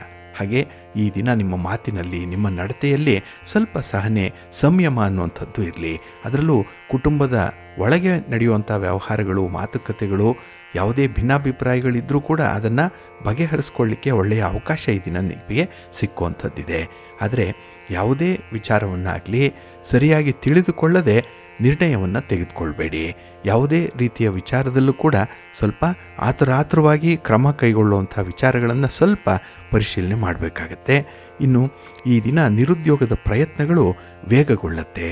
ಅದರಲ್ಲೂ ವಿಶೇಷವಾಗಿ ನಿಮಗೆ ಕೆಲಸ ಕಾರ್ಯದಲ್ಲಿ ತುಂಬ ಉತ್ಸಾಹ ಇರೋದರಿಂದ ಶುಭ ಕಾರ್ಯದಲ್ಲಿ ಭಾಗವಹಿಸುವಂಥ ಕುಟುಂಬಸ್ಥರ ನೆರವು ಕೂಡ ನಿಮಗೆ ಸಿಕ್ಕತ್ತೆ. ಒಟ್ಟಾರೆ ಉತ್ತಮವಾದಂಥ ದಿನ. ನಿಮ್ಮ ಇಷ್ಟ ದೇವರನ್ನು ಆರಾಧನೆ ಮಾಡ್ತಾ ಇರಿ. ಹಾಗೆ ಭಕ್ತಿಯಿಂದ ಈ ದಿನ ಶಿವಸ್ತೋತ್ರವನ್ನು ಹೇಳ್ಕೊಳ್ಳಿ, ಶಿವನಾಮ ಸ್ಮರಣೆ ಮಾಡಿಕೊಳ್ಳಿ. ಒಳ್ಳೆಯದಾಗುತ್ತೆ. ನಿಮ್ಮ ಅದೃಷ್ಟದ ಬಣ್ಣ ನೇರಳೆ, ಅದೃಷ್ಟದ ದಿಕ್ಕು ಈಶಾನ್ಯ ದಿಕ್ಕು, ಅದೃಷ್ಟ ಸಂಖ್ಯೆ 1. ವೃಷಭ ರಾಶಿ. ವೃಷಭ ರಾಶಿಯವರಿಗೆ ಈ ದಿನ ಧನಸ್ಥಾನದಲ್ಲಿ ಚಂದ್ರ ಇರುವಂಥ ದಿನ. ಕುಟುಂಬ ಸ್ಥಾನದಲ್ಲಿ ಚಂದ್ರ 2ನೇ ಮನೆಯಲ್ಲಿದ್ದಾನೆ. ಹಾಗಾಗಿನೇ ಈ ದಿನ ಹಣಕಾಸಿನ ವಿಚಾರದಲ್ಲಿ ಸ್ವಲ್ಪ ಅಸಹನೆ ಉಂಟಾಗುವಂಥದ್ದು ಇದೆ. ಹಣದ ವಿಪರೀತ ಖರ್ಚಾಗಲಿ ಅಥವಾ ನಿಮ್ಮ ಕುಟುಂಬದ ಆದಾಯ ಕಡಿಮೆ ಆಗ್ತಾ ಇರುವಂಥದ್ರ ಬಗ್ಗೆ ಆಗಲಿ ಈ ದಿನ ತೀವ್ರ ಅಸಮಾಧಾನ ವ್ಯಕ್ತವಾಗುವಂಥದ್ದು ಇದೆ. ಹಾಗೆ ಈ ದಿನ ಆದಾಯ, ವ್ಯಯ ಇತ್ಯಾದಿಗಳಲ್ಲಿ ನಿಯಂತ್ರಣ ತಪ್ತಾ ಇದೆ ಅನ್ನುವಂಥ ಆತಂಕ ಕೂಡ ಮನಸ್ಸಿಗೆ ಬರುತ್ತೆ. ಇದು ಅಭದ್ರತೆ, ಒಂದು ಇನ್ಸೆಕ್ಯೂರಿಟಿ ಫೀಲಿಂಗನ್ನು ತರುವಂಥದ್ದು. ಆದರೆ ನೀವು ಮುಂದೆ ಮಾಡಬೇಕಾಗಿರುವಂಥ ಕೆಲಸಗಳು ಬೆಟ್ಟದಷ್ಟಿದೆ. ಆದರೆ ಈ ಆದಾಯ ಮಾತ್ರ ಕಡಿಮೆ ಆಗ್ತಾ ಇದೆ, ಉಳಿತಾಯ ಅನ್ನುವಂಥದ್ದು ಇಲ್ಲ. ಇದಕ್ಕೆ ಕಾರಣಗಳೇನು ಅನ್ನುವಂಥ ಕಾರ್ಯಕಾರಣ ಸಂಬಂಧಗಳನ್ನು ಹುಡುಕುವಂಥ ಒಂದು ಪ್ರಯತ್ನದಲ್ಲಿರ್ತೀರಿ. ಇದರಿಂದ ಮನಸ್ತಾಪಗಳಾಗತ್ತೆ, ಭಿನ್ನಾಭಿಪ್ರಾಯಗಳು ಬರುತ್ತೆ ಈ ದಿನ. ಹಾಗಾಗಿನೇ ಈ ದಿನದ ವಿದ್ಯಮಾನಗಳು ನಿಮಗೆ ಸ್ವಲ್ಪ ಆತ್ಮವಿಶ್ವಾಸದಲ್ಲಿ ಕೊರತೆಯನ್ನು ಕೂಡ ಕಾಣಿಸುತ್ತೆ. ಹಾಗೆ ಈ ದಿನ ಅನಾವಶ್ಯಕವಾದಂಥ ವಾದ ವಿವಾದಗಳು ನಿಮ್ಮ ಸ್ನೇಹಿತರ ವಲಯದಲ್ಲಿ ಉಂಟಾಗುವಂಥದ್ದು ಕೂಡ ಇರುತ್ತೆ. ಸ್ವಲ್ಪ ಜಾಗ್ರತೆ. ಇನ್ನು ವ್ಯಾಪಾರ ವ್ಯವಹಾರಗಳು ಸ್ವಲ್ಪ ಸುಗಮವಾಗಿ ಏನೋ ಸಾಗತ್ತೆ, ಆದರೆ ಲಾಭಾಂಶ ಅನ್ನುವಂಥದ್ದು ನಿಮ್ಮ ಕೈಗೆ ಬರಲ್ಲ. ಇನ್ನು ಈ ದಿನ ಕೈಗೊಂಡ ಕೆಲಸ ಕಾರ್ಯಗಳಲ್ಲಿ ನಿಮ್ಮ ಗೊಂದಲದಿಂದ, ನಿಮ್ಮ ತಪ್ಪು ನಿರ್ಧಾರದಿಂದ, ಆತುರವಾಗಿ ಕೆಲಸಗಳನ್ನು ಮಾಡುವಂಥ ಮನಸ್ಥಿತಿಯಿಂದ ಸ್ವಲ್ಪ ಎಡವಟ್ಟಾಗುವಂಥ ಸಾಧ್ಯತೆ ಕೂಡ ಇರುತ್ತೆ. ಸ್ವಲ್ಪ ಎಚ್ಚರಿಕೆ. ಹಾಗೆ ಈ ದಿನ ಯಾವುದೇ ಹೊಸ ಹಣಕಾಸಿನ ವ್ಯವಹಾರಗಳನ್ನು ಮಾಡಲಿಕ್ಕೆ ಹೋಗಬೇಡಿ. ನಿಮ್ಮ ಆಲೋಚನೆಯ ದಾರಿಯಲ್ಲಿ ಸ್ನೇಹಿತರ ಪ್ರಭಾವ ತುಂಬ ಇರುತ್ತೆ. ಆ ಪ್ರಭಾವ ನಿಮಗೆ ಅಡ್ವರ್ಸ್ ಆಗಬಾರ್ದು, ನೆಗೆಟಿವ್ ಆಗಿರಬಾರ್ದು. ಆ ರೀತಿ ಗಮನ ಹರಿಸಬೇಕಾಗತ್ತೆ. ಇದು ಬಹಳ ಮುಖ್ಯ. ಹಾಗಾಗಿ ಈ ದಿನ ನಿಮ್ಮ ಸ್ನೇಹಿತರ ಆಯ್ಕೆ ಎಷ್ಟು ಮುಖ್ಯವೋ ನಿಮ್ಮ ಕೆಲಸ ಕಾರ್ಯಗಳನ್ನು ಆಯ್ಕೆ ಮಾಡಿಕೊಳ್ಳುವಂಥದ್ದು ಕೂಡ ಅಷ್ಟೇ ಮುಖ್ಯ. ನಿಮ್ಮ ಮನೆ ದೇವರನ್ನು ಸ್ಮರಣೆ ಮಾಡ್ತಾ ಇರಿ. ಗಣಪತಿಯನ್ನು ಆರಾಧನೆ ಮಾಡಿ, ಗಣಪತಿಯ ಸ್ತೋತ್ರವನ್ನು ಹೇಳ್ಕೊಳ್ಳಿ. ಶಿವನ ಪರಿವಾರ ದೇವತೆಗಳನ್ನು ಈ ದಿನ ಪ್ರಾರ್ಥನೆ ಮಾಡಿ. ಒಳ್ಳೆಯದಾಗುತ್ತೆ. ನಿಮ್ಮ ಅದೃಷ್ಟದ ಬಣ್ಣ ಬಿಳುಪು, ಅದೃಷ್ಟದ ದಿಕ್ಕು ಉತ್ತರ ದಿಕ್ಕು, ಅದೃಷ್ಟ ಸಂಖ್ಯೆ 2. ಮಿಥುನ ರಾಶಿ. ಮಿಥುನ ರಾಶಿಯವರಿಗೆ ಈ ದಿನ ತುಂಬ ಅನುಕೂಲಕರವಾಗಿರುವಂಥ ದಿನ, ಸಂತೋಷದ ದಿನ. ಚಂದ್ರ ನಿಮ್ಮ ರಾಶಿಯಲ್ಲೇ ಸ್ಥಿತನಾಗಿರುವಂಥ ದಿನ. ಹಾಗಾಗಿನೇ ಈ ದಿನದ ವಿಚಾರಗಳಲ್ಲಿ ತುಂಬ ಆಸಕ್ತಿ ಇರುತ್ತೆ. ಹಾಗೆ ಯಾವುದೇ ಒಂದು ಕೆಲಸ ಕಾರ್ಯಗಳನ್ನು ಕೂಡ ತುಂಬ ಉತ್ಸಾಹದಿಂದ, ಧೈರ್ಯದಿಂದ ಮಾಡಬೇಕು ಅನ್ನುವಂಥ ಒಂದು ಮನಸ್ಥಿತಿ ಇದೆ. ಇದು ತುಂಬ ಪಾಸಿಟಿವ್ ಆಗಿರುವಂಥ ಸ್ವಭಾವ. ಇದು ಆತ್ಮವಿಶ್ವಾಸ ಹೆಚ್ಚಿಸುವಂಥ ಕೆಲಸಗಳು ಈ ದಿನ ಆಗುವಂಥದ್ದು ಇದೆ. ಹಾಗೆ ಈ ದಿನ ನಿಮ್ಮ ಮುಗ್ಧತೆಯನ್ನು, ನಿಮ್ಮ ಒಂದು ಪ್ರತಿಭೆಯನ್ನು ಕೆಲವರು ದುರುಪಯೋಗ ಪಡಿಸ್ಕೊಳ್ಳುವಂಥ ಸಾಧ್ಯತೆ ಇರುತ್ತೆ. ಸ್ವಲ್ಪ ಜಾಗ್ರತೆ. ಇನ್ನು ಹೂಡಿಕೆ ವಿಚಾರದಲ್ಲಿ ಈ ದಿನ ಉತ್ತಮ ನಿರ್ಧಾರಗಳನ್ನು ಕೈಗೊಳ್ಳುವಂಥದ್ದು ಇದೆ. ತಜ್ಞರನ್ನು ಭೇಟಿ ಮಾಡ್ತೀರಿ. ಎಲ್ಲಿಂದ ಲಾಭ ಇದೆ, ಎಲ್ಲಿಂದ ನಷ್ಟ ಇದೆ, ಈ ಎಲ್ಲವನ್ನು ಕೂಡ ಲೆಕ್ಕಾಚಾರದಂತೆಯೇ ಮಾಡುವಂಥವರು ನೀವು ಈ ದಿನ. ಹಾಗಾಗಿನೇ ಕೆಲವು ಪ್ರಮುಖ ನಿರ್ಧಾರಗಳನ್ನು ತೆಗೆದುಕೊಳ್ಳುವಂಥ ಅಪರೂಪದ ದಿನ ಇದು ನಿಮಗೆ. ಹಾಗೆ ಈ ದಿನದಲ್ಲಿ ಸಂಬಂಧಗಳೇನಾದರೂ ಹಳಸಾಗಿದ್ದರೆ ಈ ದಿನ ಅದನ್ನು ನವೀಕರಣ ಮಾಡಿಕೊಳ್ಳಿಕ್ಕೆ ಒಳ್ಳೆಯ ಅವಕಾಶ ಸಿಕ್ಕುವಂಥದ್ದು ಇದೆ. ಅದರ ಬಗ್ಗೆ ಸ್ವಲ್ಪ ಗಮನ ಹರಿಸಿ ಒಳ್ಳೆಯದಾಗುತ್ತೆ. ಹಾಗೆ ಈ ದಿನ ನೀವು ಹೊಗಳಿಕೆಗೆ ಮರುಳಾಗಬೇಡಿ. ಅನಿರೀಕ್ಷಿತ ಖರ್ಚನ್ನು ಮಾಡುವಂತಹ ಸಂದರ್ಭದಲ್ಲಿ ಸ್ವಲ್ಪ ವಿವೇಚನೆ ಈ ದಿನ ನಿಮ್ಮ ಕೈಯಲ್ಲಿ ಇರಬೇಕಾಗತ್ತೆ. ಇನ್ನು ಈ ದಿನ ಕಾನೂನು ಕಟ್ಟಳೆಗಳ ವಿಚಾರದಲ್ಲಿ ಸ್ವಲ್ಪ ಎಚ್ಚರಿಕೆ ಬೇಕು. ಎಲ್ಲ ಒಂದು ಕಡೆ ದಂಡ ತೆರಬೇಕಾದಂಥ ಪರಿಸ್ಥಿತಿ ಉದ್ಭವ ಆಗ್ಬೋದು. ಸ್ವಲ್ಪ ಜಾಗ್ರತೆ. ಹಾಗೆ ಈ ದಿನ ನಿಮ್ಮ ಆಲೋಚನೆ ಆಗಲಿ, ನೀವು ತೆಗೆದುಕೊಳ್ಳುವಂಥ ತೀರ್ಮಾನವಾಗಲಿ ತುಂಬ ದೂರದೃಷ್ಟಿಯಿಂದ ಕೂಡಿರುವಂಥದ್ದು. ಒಂದು ವಿಷನ್ ಇದೆ, ಅಂದರೆ ಒಂದು ಫೋರ್ ಥಾಟ್ ಅನ್ನುವಂಥದ್ದು, ಮುಂದೆ ಏನಾಗಬಹುದು ಅನ್ನುವಂಥ ಊಹೆ ಬಹಳ ಚೆನ್ನಾಗಿದೆ, ತುಂಬ ಪರ್ಫೆಕ್ಟಾಗಿರುತ್ತೆ. ಹಾಗಾಗಿ ನಿಮ್ಮ ಆಲೋಚನೆಗಳಿಗೆ ಬದ್ಧರಾಗಿರಿ. ನೀವು ತೆಗೆದುಕೊಂಡಂಥ ತೀರ್ಮಾನಗಳೇನಿದೆ ಅದನ್ನು ಮುಂದುವರಿಸಿ, ಅದರಲ್ಲಿ ಬದಲಾವಣೆಯನ್ನು ಮಾಡುವಂಥ ಒಂದು ಪ್ರಯತ್ನವನ್ನು ಮಾಡಬೇಡಿ. ಎಲ್ಲವೂ ಕೂಡ ಯಶಸ್ವಿಯಾಗಿ ನಡೆಯುತ್ತೆ. ನಿಮ್ಮ ಕುಲದೇವರ ಅನುಗ್ರಹದಿಂದ, ಆಶೀರ್ವಾದದಿಂದ. ನಿಮ್ಮ ಇಷ್ಟ ದೇವರನ್ನು ಪ್ರಾರ್ಥನೆ ಮಾಡ್ತಾ ಇರಿ. ಹಾಗೆ ಶ್ರೀ ಲಕ್ಷ್ಮೀ ನರಸಿಂಹ ಸ್ತೋತ್ರವನ್ನು ಈ ದಿನ ಹೇಳ್ಕೊಳ್ಳಿ. ನರಸಿಂಹ ಸ್ವಾಮಿಯ ದರ್ಶನ ಮಾಡಿ, ಒಳ್ಳೆಯದಾಗತ್ತೆ. ನಿಮ್ಮ ಅದೃಷ್ಟದ ಬಣ್ಣ ಕೆಂಪು, ಅದೃಷ್ಟದ ದಿಕ್ಕು ಉತ್ತರ ದಿಕ್ಕು, ಅದೃಷ್ಟ ಸಂಖ್ಯೆ 1. ಕರ್ಕಾಟಕ ರಾಶಿ. ಕರ್ಕಾಟಕ ರಾಶಿಯವರಿಗೆ ಈ ದಿನ ವ್ಯಯಸ್ಥಾನದಲ್ಲಿ ಚಂದ್ರ ಇದ್ದಾನೆ. 12ನೇ ಮನೆಗೆ ಚಂದ್ರ ಬಂದುಬಿಟ್ಟಿದ್ದಾನೆ, ನಿಮ್ಮ ರಾಶಿಯ ಅಧಿಪತಿ. ಹಾಗಾಗಿನೇ ಈ ದಿನ ಸ್ವಲ್ಪ ನಿರಾಸೆ ಇರುವಂಥ ದಿನ. ಯಾವುದೇ ಕೆಲಸ ಮಾಡಿ ಆ ಕೆಲಸ ಪೂರ್ಣ ಆಗಲ್ಲ, ಪೂರ್ಣವಾದಂಥ ಫಲವನ್ನು ಕೂಡ ಕೊಡಲ್ಲ. ಹಾಗಾಗಿನೇ ನಿಮ್ಮ ಶ್ರಮ ಸ್ವಲ್ಪ ನಿರರ್ಥಕವಾಗುವಂಥದ್ದು ಕೂಡ ಇರುತ್ತೆ. ಇನ್ನು ಈ ದಿನದಲ್ಲಿ ನಿಮ್ಮ ಒಡ ಹುಟ್ಟಿದವರ ಜೊತೆಯಲ್ಲಿ ಇರುವಂಥ ಈ ಆಸ್ತಿ ವಿವಾದಗಳಿರಲಿ ಅಥವಾ ಬೇರೆ ಯಾವುದೇ ರೀತಿಯ ತಂಟೆ ತಕರಾರುಗಳಿದ್ದರೂ ಕೂಡ ಈ ದಿನ ಅದು ಬಗೆಹರಿಯಲ್ಲ. ಅಂಥ ಒಂದು ಪ್ರಯತ್ನ ನಿಮ್ಮಿಂದ ಇರುತ್ತೆ ಬಗೆಹರಿಬೇಕು ಅಂತ ಹೇಳಿ. ಆದರೆ ಆ ಬಗೆಹರಿಯುವಂಥ ಒಂದು ಪ್ರಾಸೆಸ್ ಇದೆಯಲ್ಲ, ಅದು ನಿಮಗೆ ಕಿರಿಕಿರಿಯನ್ನು ಉಂಟು ಮಾಡುತ್ತೆ. ಹಾಗಾಗಿನೇ ಯಾವುದೂ ಬೇಡ ಅನ್ನುವಂಥ ಒಂದು ನಿರ್ಲಿಪ್ತ ಭಾವ ಈ ದಿನ ಬರುವಂಥದ್ದು ಕೂಡ ಇದೆ. ಇನ್ನು ಈ ದಿನ ಆರೋಗ್ಯದ ಬಗ್ಗೆ ನೀವು ತಳೆಯುವಂಥ ನಿರ್ಲಕ್ಷ್ಯ ಸ್ವಲ್ಪ ದುಬಾರಿಯಾಗಿಬಿಡುತ್ತೆ. ಹಾಗಾಗಿ ಸಣ್ಣದರಲ್ಲೇ ನಿಮ್ಮ ಸಮಸ್ಯೆಗಳನ್ನು, ಅದರಲ್ಲೂ ಬಹಳ ಮುಖ್ಯವಾಗಿ ಆರೋಗ್ಯ ಸಮಸ್ಯೆಯನ್ನು ಸರಿಪಡಿಸ್ಕೊಳ್ಬೇಕು. ಇದು ನಿಮ್ಮ ಅಜೆಂಡಾ ಆಗಬೇಕು. ಸ್ವಲ್ಪ ಜಾಗ್ರತೆ. ಇನ್ನು ಈ ದಿನದಲ್ಲಿ ಬಂಧು ಮಿತ್ರರ ಜೊತೆಯಲ್ಲಿ ಯಾವುದೋ ಸಣ್ಣ ಪುಟ್ಟ ವಿಚಾರಗಳಿಗೂ ಕೂಡ ಮನಸ್ಸು ಬೇಸರವಾಗುತ್ತೆ. ಮನಸ್ಸಿಗೆ ಹಿಡಿಸಿದಂತಹ ಕೆಲವು ವಿಚಾರಗಳು, ವಾದ ವಿವಾದಗಳು ಬರುವಂಥದ್ದು ಕೂಡ ಇರುತ್ತೆ. ಸ್ವಲ್ಪ ಜಾಗ್ರತೆಯಿಂದ ಇರಿ. ಇನ್ನು ವ್ಯಾಪಾರದಲ್ಲಿ, ಉದ್ಯೋಗದಲ್ಲಿ ನೀವು ಅಂದುಕೊಳ್ಳದೇ ಇರುವಂಥ, ನಿರೀಕ್ಷೆ ಮಾಡಿದರೆ ಇರುವಂಥ ಕೆಲವು ಬದಲಾವಣೆಗಳು ಉಂಟಾಗುವಂಥದ್ದು ಇದೆ. ಹಾಗಾಗಿ ಯಾವುದೇ ರೀತಿಯ ಬದಲಾವಣೆ ಆದರೂ ಕೂಡ ಅದು ಒಳ್ಳೆಯದಕ್ಕೆ ಆಗ್ತಾ ಇದೆ ಅನ್ನುವಂಥ ಒಂದು ಮನಸ್ಥಿತಿಯನ್ನು ಇಟ್ಕೊಳ್ಳಿ. ಮತ್ತು ಆ ಬದಲಾವಣೆಗೆ ಹೊಂದಿಕೊಳ್ಳುವಂಥ ಒಂದು ಮನಸ್ಥಿತಿ ಇರಲಿ, ಒಳ್ಳೆಯದಾಗತ್ತೆ. ಹಾಗೆ ಈ ದಿನ ನೀವು ಗುರಿ ಸಾಧಿಸುವಂಥ ದಾರಿಯಲ್ಲಿ ಸ್ವಲ್ಪ ಹಠ ಇರಬೇಕಾಗತ್ತೆ. ಏಕೆಂದರೆ ಕೆಲಸಗಳು ಆಗಲೇಬೇಕು ಅನ್ನುವಂಥದ್ದು ಬೇಕು. ಕೆಲವೊಂದು ವೈಯಕ್ತಿಕ ಕಾರಣಗಳಿಗಾಗಿ ಕೆಲಸವನ್ನು ಮುಂದೂಡುವಂಥದ್ದು ಅಥವಾ ಆ ಕೆಲಸವನ್ನು ಕೈಬಿಟ್ಟು ಬೇರೊಂದು ಕೆಲಸವನ್ನು ಹಿಡಿಯುವಂಥ ಪ್ರಯತ್ನ ಇರುತ್ತೆ.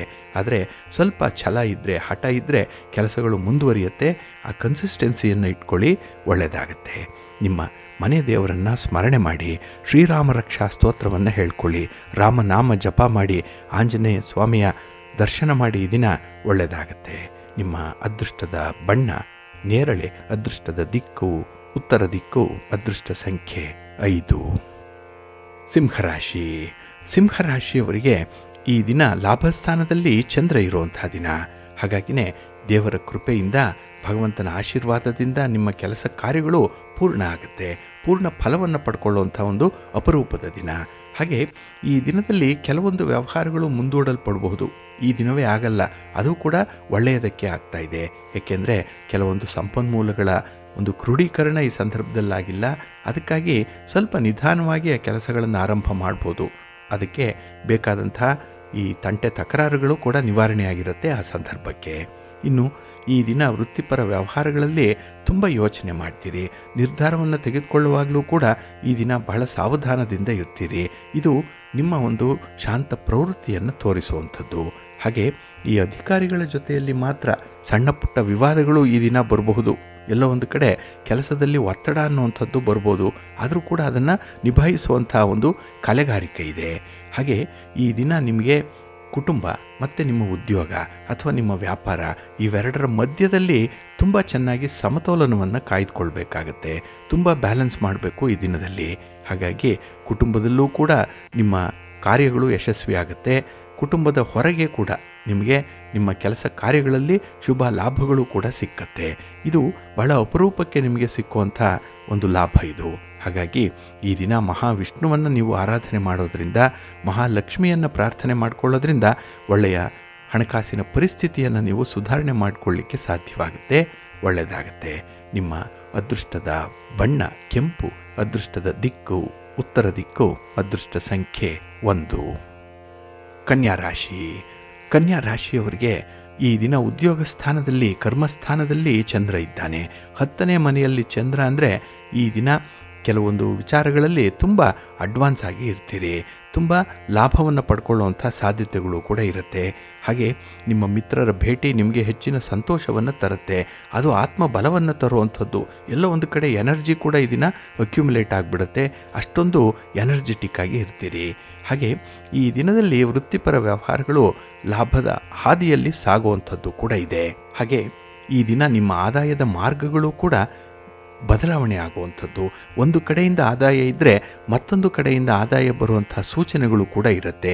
ಹಾಗಾಗಿ ನಿಮ್ಮ ವ್ಯಾಪಾರದ ವಿಸ್ತರಣೆಯಾಗುವಂಥದ್ದು, ಹಾಗೆ ಕಾಲಕ್ಕೆ ತಕ್ಕಂತೆ ಅಪ್ಡೇಟ್ ಆಗುವಂಥದ್ದು, ಈ ಟೆಕ್ನಾಲಜಿಯಲ್ಲಿ ಮುಂದುವರಿಯುವಂಥ ಎಲ್ಲ ಸಾಧ್ಯತೆ ಕೂಡ ಈ ದಿನ ಇರುತ್ತೆ. ಹಾಗೆ ಈ ದಿನದಲ್ಲಿ ಮಾಲೀಕತ್ವದ ಹಕ್ಕಿನ ಬಗ್ಗೆ ಕೆಲವೊಂದು ವಿಚಾರಗಳು ಬೆಳಕಿಗೆ ಬರುವಂಥದ್ದು ಇರುತ್ತೆ. ಹಾಗಾಗಿ ಈ ಓನರ್ಶಿಪ್ ಸಮಸ್ಯೆ ಅನ್ನುವಂಥದ್ದು ಈ ದಿನ ನಿಮ್ಮನ್ನು ಕಂಗೆಡಿಸ್ಬೋದು. ಆದರೂ ಕೂಡ ಅದು ಶಾಶ್ವತವಾದ ಫಲವನ್ನು ಕೊಡುವಂಥ ನಿಟ್ಟಿನಲ್ಲಿ ನಿಮ್ಮ ಪ್ರಯತ್ನ ಬಹಳ ಚೆನ್ನಾಗಿರುತ್ತೆ. ಆರಂಭ ಚೆನ್ನಾಗಿದೆ ಈ ದಿನದಲ್ಲಿ. ಹಾಗೆ ಈ ದಿನ ಹೊಸ ಜವಾಬ್ದಾರಿ ಸಿಕ್ಕತ್ತೆ. ನೀವು ಗುರಿಯತ್ತ ನಡೆಯುವಂಥ ಸಂದರ್ಭದಲ್ಲಿ ಕೆಲವರ ಬೆಂಬಲ ಬಹಳ ವಿಶೇಷವಾಗಿರುತ್ತೆ. ಹಾಗೆ ಈ ದಿನದಲ್ಲಿ ಯಾವುದೇ ವಿಚಾರದಲ್ಲೂ ಕೂಡ ಬಲವಂತಕ್ಕೆ, ಒತ್ತಾಯಕ್ಕೆ ಮಣಿಯಬೇಡಿ, ದಾಕ್ಷಿಣ್ಯಕ್ಕೆ ಬಲಿಯಾಗಬೇಡಿ. ನಿಮ್ಮ ತನವನ್ನು ಉಳಿಸ್ಕೊಳ್ಳುವಂಥ ಒಂದು ಪ್ರಯತ್ನವನ್ನು ಮಾಡಿ. ಹಾಗೆ ನಿಮ್ಮ ಕೆಲಸವನ್ನು ಬೇರೆಯವರು ಕೂಡ ಒಪ್ಪಿಕೊಳ್ತಾರೆ, ಅದರಲ್ಲಿರುವಂಥ ಒಳ್ಳೆಯದನ್ನು ಆಯ್ಕೆ ಮಾಡಿಕೊಳ್ತಾರೆ. ಇದು ನಿಮಗೆ ಸಮಾಧಾನಕರವಾಗಿರುವಂಥ ವಿಚಾರ. ಏಕೆಂದರೆ ನಿಮ್ಮ ಕೆಲಸದ ಬಗ್ಗೆ, ನಿಮ್ಮ ಸಾಧನೆಯ ಬಗ್ಗೆ ನಿಮ್ಮ ಪ್ರೀತಿ ಪಾತ್ರರು ಕೂಡ ನಿಮ್ಮನ್ನು ಹೊಗಳುವಂಥದ್ದು ಇದೆ. ಇವೆಲ್ಲವೂ ಕೂಡ ನಿಮಗೆ ಬೆಂಬಲವಾಗಿ ನಿಲ್ಲುವಂಥದ್ದು, ನಿಮಗೆ ಸ್ಫೂರ್ತಿಯನ್ನು ತರುತ್ತೆ, ಆತ್ಮವಿಶ್ವಾಸವನ್ನು ಹೆಚ್ಚಿಸುತ್ತೆ. ಜೊತೆಗೆ ನಿಮ್ಮ ಮನೆ ದೇವರನ್ನು, ನಿಮ್ಮ ಕುಲ ದೇವರನ್ನು ಪ್ರಾರ್ಥನೆ ಮಾಡ್ಕೊಂಡ್ಬಿಡಿ, ಒಳ್ಳೆಯದಾಗತ್ತೆ. ನಿಮ್ಮ ಇಷ್ಟ ದೇವರನ್ನು ಪ್ರಾರ್ಥನೆ ಮಾಡ್ತಾ ಇರಿ. ಹಾಗೆ ಈ ದಿನ ನೀವು ಶಿವಸ್ತೋತ್ರವನ್ನು ಹೇಳ್ಕೊಳ್ಳಿ, ಶಿವನಾಮ ಸ್ಮರಣೆ ಮಾಡಿ, ಜೊತೆಗೆ ಒಳ್ಳೆಯದಾಗತ್ತೆ. ನಿಮ್ಮ ಅದೃಷ್ಟದ ಬಣ್ಣ ತಿಳಿ ಹಸಿರು, ಅದೃಷ್ಟದ ದಿಕ್ಕು ಈಶಾನ್ಯ ದಿಕ್ಕು, ಅದೃಷ್ಟ ಸಂಖ್ಯೆ 1. ತುಲಾರಾಶಿ. ತುಲಾರಾಶಿಯವರಿಗೆ ಈ ದಿನ ಮಿಶ್ರ ಫಲಗಳಿರುವಂಥ ದಿನ. ಗ್ರಹಗತಿಗಳು ಈ ದಿನ ನಿಮಗೆ ತುಂಬ ಅನುಕೂಲಕರವಾದಂಥ ಸ್ಥಿತಿಯಲ್ಲಿಲ್ಲ. ಹಾಗಾಗಿನೇ ಪ್ರಯತ್ನ ಮಾಡಬೇಕಾಗತ್ತೆ. ಆದರೆ ಪ್ರಯತ್ನಕ್ಕೆ ಬರುವಂಥ ಫಲ ಸರಿಯಾದ ರೀತಿಯಲ್ಲಿರಲ್ಲ. ಅದನ್ನು ನೀವು ಅನುಸರಣೆ ಮಾಡುತ್ತಾ ಹೊಂದಾಣಿಕೆ ಮಾಡಿಕೊಳ್ಬೇಕಾಗತ್ತೆ. ಇನ್ನು ಈ ದಿನದಲ್ಲಿ ಕೆಲವೊಂದು ವಿಚಾರದಲ್ಲಿ ಪರಿಸ್ಥಿತಿಯನ್ನು ಸರಿಯಾಗಿ ನೀವು ಪರಿಶೀಲನೆ ಮಾಡಿರಲ್ಲ. ಇದರಿಂದ ನಿರ್ಣಯವನ್ನು ಕೈಗೊಳ್ಳುವಂಥದ್ದು, ನಂತರ ಪಶ್ಚಾತ್ತಾಪ ಪಡುವಂಥದ್ದು ಕೂಡ ಇರುತ್ತೆ. ಹಾಗಾಗಿನೇ ಈ ದಿನದಲ್ಲಿ ನಿಮ್ಮ ಪ್ರಯತ್ನಕ್ಕೆ ಅನುಗುಣವಾದ ಫಲ ಸಿಕ್ಕದೇ ಇದ್ದಾಗ ತೀವ್ರವಾದ ಆಲೋಚನೆ ಬರುವಂಥದ್ದು, ಹಾಗೆ ತೀವ್ರ ನಿರಾಸೆ ಉಂಟಾಗುವಂಥದ್ದು ಕೂಡ ಇರುತ್ತೆ. ಇನ್ನು ಈ ದಿನದಲ್ಲಿ ನಿಮ್ಮ ಸಹೋದ್ಯೋಗಿಗಳಾಗಲಿ, ನಿಮ್ಮ ಮೇಲಧಿಕಾರಿಗಳಾಗಲಿ ನಿಮ್ಮ ಪರವಾಗಿ ಇರಲ್ಲ. ನಿಮಗೆ ಅನುಕೂಲಕರವಾದಂತಹ ಒಂದು ವ್ಯಕ್ತಿತ್ವವನ್ನು ಅವರು ರೂಢಿಸ್ಕೊಂಡಿರಲ್ಲ. ಹಾಗಾಗಿನೇ ಕೆಲವೊಂದು ಅಭಿಪ್ರಾಯ ಭೇದಗಳು ಉಂಟಾಗುವಂಥದ್ದು, ಹಾಗೆ ಅವರಲ್ಲಿರುವಂತಹ ತಪ್ಪುಗಳೇನಿದೆ, ಅವರ ನೆಗೆಟಿವ್ ಪಾಯಿಂಟ್ಸ್ ಏನಿದೆ, ಅದು ನಿಮ್ಮ ಗಮನಕ್ಕೆ ಬಹಳ ಬೇಗ ಬಂದುಬಿಡುತ್ತೆ ಈ ದಿನದಲ್ಲಿ. ಹಾಗಾಗಿ ವ್ಯಕ್ತಿಗಳನ್ನೇ ನಂಬಲ್ಲ ಈ ದಿನ. ಅನುಮಾನದಿಂದ ನೋಡುವಂಥ ಒಂದು ಸ್ವಭಾವ ಜಾಸ್ತಿ ಆಗುತ್ತೆ. ಹಾಗೆ ಈ ದಿನ ಮನೆಯ ವಾತಾವರಣ ಕೂಡ ಸ್ವಲ್ಪ ಗೊಂದಲದಿಂದಲೇ ಕೂಡಿರುವಂಥದ್ದು. ಯಾರೂ ಕೂಡ ಮಾತು ಕೇಳ್ತಾ ಇಲ್ಲ. ಎಲ್ಲೋ ಒಂದು ಕಡೆ ಈ ಕುಟುಂಬವೇ ನಿಯಂತ್ರಣ ತಪ್ಪಿ ನಡೀತಾ ಇದೆ ಅನ್ನುವಂಥ ಭಾವನೆ ಮಧ್ಯೆ ಮಧ್ಯೆ ಬರುವಂಥದ್ದು ಕೂಡ ಇದೆ. ಹಾಗೆ ನಿಮಗೆ ಕೊಡಬೇಕಾದಂಥ ಗೌರವ ಕೆಲವರು ಕೊಡಲ್ಲ. ಕೆಲವರ ಮಾತಿನಲ್ಲಿ ಈ ದಿನ ಸ್ವಲ್ಪ ವ್ಯತ್ಯಾಸಗಳಾಗುತ್ತೆ. ಕೆಲವರ ನಡತೆ ನಿಮಗೆ ಇಷ್ಟ ಆಗಲ್ಲ. ಇದೆಲ್ಲವನ್ನು ನೀವು ಸಾರಾಸಗಟಾಗಿ ಗಮನಿಸಿದ್ರೆ ಎಲ್ಲೋ ಒಂದು ಕಡೆ ಪರಿಸ್ಥಿತಿ ಕೈಮೀರಿ ಹೋಗ್ತಾ ಇದೆ ಅನ್ನುವಂಥ ಒಂದು ಭಾವನೆ ಬರುತ್ತೆ. ಇದು ಒಂದು ರೀತಿಯಲ್ಲಿ ಇನ್ಸೆಕ್ಯೂರಿಟಿ ಫೀಲಿಂಗನ್ನು ತರುವಂಥದ್ದು. ಹಾಗಾಗಿನೇ ಈ ದಿನದ ವಿದ್ಯಮಾನಗಳಲ್ಲಿ ಸ್ವಲ್ಪ ಆತ್ಮವಿಶ್ವಾಸದಿಂದ ಮುಂದುವರಿಯುವಂಥ ಒಂದು ಪ್ರಯತ್ನ ಮಾಡಿ. ಹಾಗೆ ಆತುರಕ್ಕೆ ಯಾವುದೇ ನಿರ್ಣಯಗಳನ್ನು ಕೈಗೊಳ್ಳಬೇಡಿ. ನಿಮ್ಮ ಮನೆ ದೇವರನ್ನು ಸ್ಮರಣೆ ಮಾಡ್ತಾ ಇರಿ. ಹಾಗೆ ಭಕ್ತಿಯಿಂದ ಈ ದಿನ ದುರ್ಗಾಸ್ತುತಿಯನ್ನು ಮಾಡಿ, ಅಮ್ಮನವರ ದರ್ಶನ ಮಾಡಿ. ಈ ದಿನ ಬಹಳ ವಿಶೇಷ ಫಲ ನಿಮಗೆ ಸಿಕ್ಕತ್ತೆ. ನಿಮ್ಮ ಅದೃಷ್ಟದ ಬಣ್ಣ ಕೆಂಪು, ಅದೃಷ್ಟದ ದಿಕ್ಕು ಉತ್ತರ ದಿಕ್ಕು, ಅದೃಷ್ಟ ಸಂಖ್ಯೆ 5. ವೃಶ್ಚಿಕ ರಾಶಿ. ವೃಶ್ಚಿಕ ರಾಶಿಯವರಿಗೆ ಈ ದಿನದಲ್ಲಿ ಅಷ್ಟಮ ಸ್ಥಾನದಲ್ಲಿ ಚಂದ್ರ ಇರುವಂಥ ದಿನ. ಅದಕ್ಕಾಗಿಯೇ ಮಿಶ್ರ ಫಲಗಳಿರುತ್ತೆ. ಜೊತೆಗೆ ಈ ದಿನದ ಪ್ರಯತ್ನಗಳಲ್ಲಿ ನಿಮಗೆ ಸರಿಯಾದಂಥ ಅನುಕೂಲತೆಗಳ ಫಲಿತಾಂಶ ಇಲ್ಲ. ಹಾಗಾಗಿ ಫಲಿತಾಂಶ ಬಂದರೂ ಕೂಡ ಅದು ಎಡವಟ್ಟಾಗುತ್ತೆ. ಅದನ್ನು ಅನುಸರಣೆ ಮಾಡಿದ್ರೆ ನಿಮಗೆ ಭಾರಿ ನಷ್ಟ ಉಂಟಾಗುತ್ತೆ. ಹಾಗಾಗಿನೇ ಈ ದಿನದ ವ್ಯವಹಾರಗಳನ್ನು ಎಚ್ಚರಿಕೆಯಿಂದ ನೀವು ಮುಂದುವರಿಸಬೇಕಾಗತ್ತೆ. ಇನ್ನು ದಾಖಲೆ ಪತ್ರಗಳನ್ನು ಸರಿಯಾಗಿ ಪರಿಶೀಲನೆ ಮಾಡದೆ ಯಾವುದೇ ಹಣಕಾಸಿನ ವ್ಯವಹಾರಕ್ಕೆ ಕೈ ಹಾಕಬೇಡಿ. ಈ ದಿನ ಹಣದ ವಿಚಾರದಲ್ಲಿ ಭಾರಿ ನಷ್ಟ ಉಂಟಾಗುವಂಥ ಸೂಚನೆಗಳು ಕಾಣಿಸ್ತಾ ಇದೆ. ಹಾಗೆ ಈ ದಿನದ ಪ್ರಯಾಣ ಕೂಡ ನಿಮಗೆ ಅತ್ಯಂತ ದುಬಾರಿಯಾಗುತ್ತೆ. ಏಕೆಂದರೆ ಕೆಲವೊಮ್ಮೆ ಈ ವಾಹನದಿಂದಲೇ ನಿಮಗೆ ಖರ್ಚು ವೆಚ್ಚಗಳು ಹೆಚ್ಚಾಗುವಂಥದ್ದು. ಹಾಗೆ ಕೆಲವರು ನಿಮಗೆ ಮೋಸ ಮಾಡುವಂಥವರು, ಆಮಿಷಗಳನ್ನು ತೋರಿಸುವಂಥವರು ಕೂಡ ನಿಮ್ಮ ಸುತ್ತಮುತ್ತ ಇರ್ತಾರೆ. ಅದರಲ್ಲೂ ಕೂಡ ನೀವು ಎಚ್ಚರಿಕೆಯಿಂದ ಇರಬೇಕು. ಹಾಗೆ ಈ ದಿನ ನೀವು ಮಾಡಿಲ್ಲದ ತಪ್ಪಿಗಾಗಿ ಸಂಕಟವನ್ನು ಪಡ್ತೀರಿ, ವೃಥಾ ಅಪವಾದಗಳು ಬರುತ್ತೆ. ಹಾಗಾಗಿನೇ ಈ ದಿನ ಎಲ್ಲದಕ್ಕೂ ಕೂಡ ನೀವು ಮಾನಸಿಕವಾಗಿ ಸಿದ್ಧರಾಗಿರಬೇಕಾಗತ್ತೆ. ಇನ್ನು ನೀವು ಎಷ್ಟು ಉನ್ನತಿಯನ್ನು ಕಾಣ್ತೀರೋ ಅಷ್ಟೇ ಶತ್ರುಗಳಿಂದ ಕಿರಿಕಿರಿ ಕೂಡ ಇರುತ್ತೆ. ಏಕೆಂದರೆ ನಿಮ್ಮ ಪ್ರಗತಿಯನ್ನು ಕಂಡು ಹೊಟ್ಟೆ ಉರಿ ಪಡುವಂತಹ ಜನ ನಿಮ್ಮ ಸುತ್ತಮುತ್ತ ಇರ್ತಾರೆ. ಅವರಿಗೆ ನಿಮ್ಮ ವಿಚಾರಗಳನ್ನು ತಿಳಿಸ್ಬೇಡಿ. ನಿಮ್ಮ ಮುಂದಿನ ಒಂದು ದಾರಿ ಏನು, ನಿಮ್ಮ ಒಂದು ತೀರ್ಮಾನ ಏನು ಅನ್ನೋಂಥದ್ದನ್ನು ಆದಷ್ಟು ಅವರ ಜೊತೆ ಹಂಚಿಕೊಳ್ಬೇಡಿ. ಏಕೆಂದರೆ ಅವರು ನೀವು ಏನೇ ಹೇಳಿದ್ರೂ ಕೂಡ ಮೇಲ್ನೋಟಕ್ಕೆ ಕೇಳಿಸ್ಕೊಳ್ತಾರೆ, ಆದರೆ ಒಳನೋಟದಲ್ಲಿ ಆಂತರ್ಯದಲ್ಲಿ ನಿಮ್ಮ ಬಗ್ಗೆ ಕತ್ತಿ ಮಸೀತಾರೆ, ನಿಮ್ಮ ಬಗ್ಗೆ ಇಲ್ಲ ಸಲ್ಲದ ಅಪವಾದಗಳನ್ನು ಹೊರಿಸ್ತಾರೆ, ಹೊಟ್ಟೆ ಉರಿ ಪಡ್ತಾರೆ. ಅದಲ್ಲದೆ ಈ ದಿನ ನಿಮ್ಮ ವಿಚಾರಗಳನ್ನು ಆದಷ್ಟು ಗೌಪ್ಯವಾಗಿ ಇಟ್ಕೊಳ್ಳಿ. ಅಂಥವರ ಬಳಿ ಏನನ್ನೂ ಕೂಡ ಹೇಳ್ಕೊಳ್ಳಿಕ್ಕೆ ಹೋಗಬೇಡಿ. ಅಪರಿಚಿತರನ್ನು ನಂಬಬೇಡಿ. ನಿಮ್ಮ ಮನೆ ದೇವರನ್ನು ಸ್ಮರಣೆ ಮಾಡ್ತಾ ಇರಿ. ಹಾಗೆ ಭಕ್ತಿಯಿಂದ ಈ ದಿನ ನವಗ್ರಹ ಪೀಡಾ ಪರಿಹಾರ ಸ್ತೋತ್ರವನ್ನು ಹೇಳ್ಕೊಳ್ಳಿ. ನವಗ್ರಹಗಳ ದರ್ಶನ ಮಾಡ್ಕೊಳ್ಳಿ, ಒಳ್ಳೆಯದಾಗತ್ತೆ.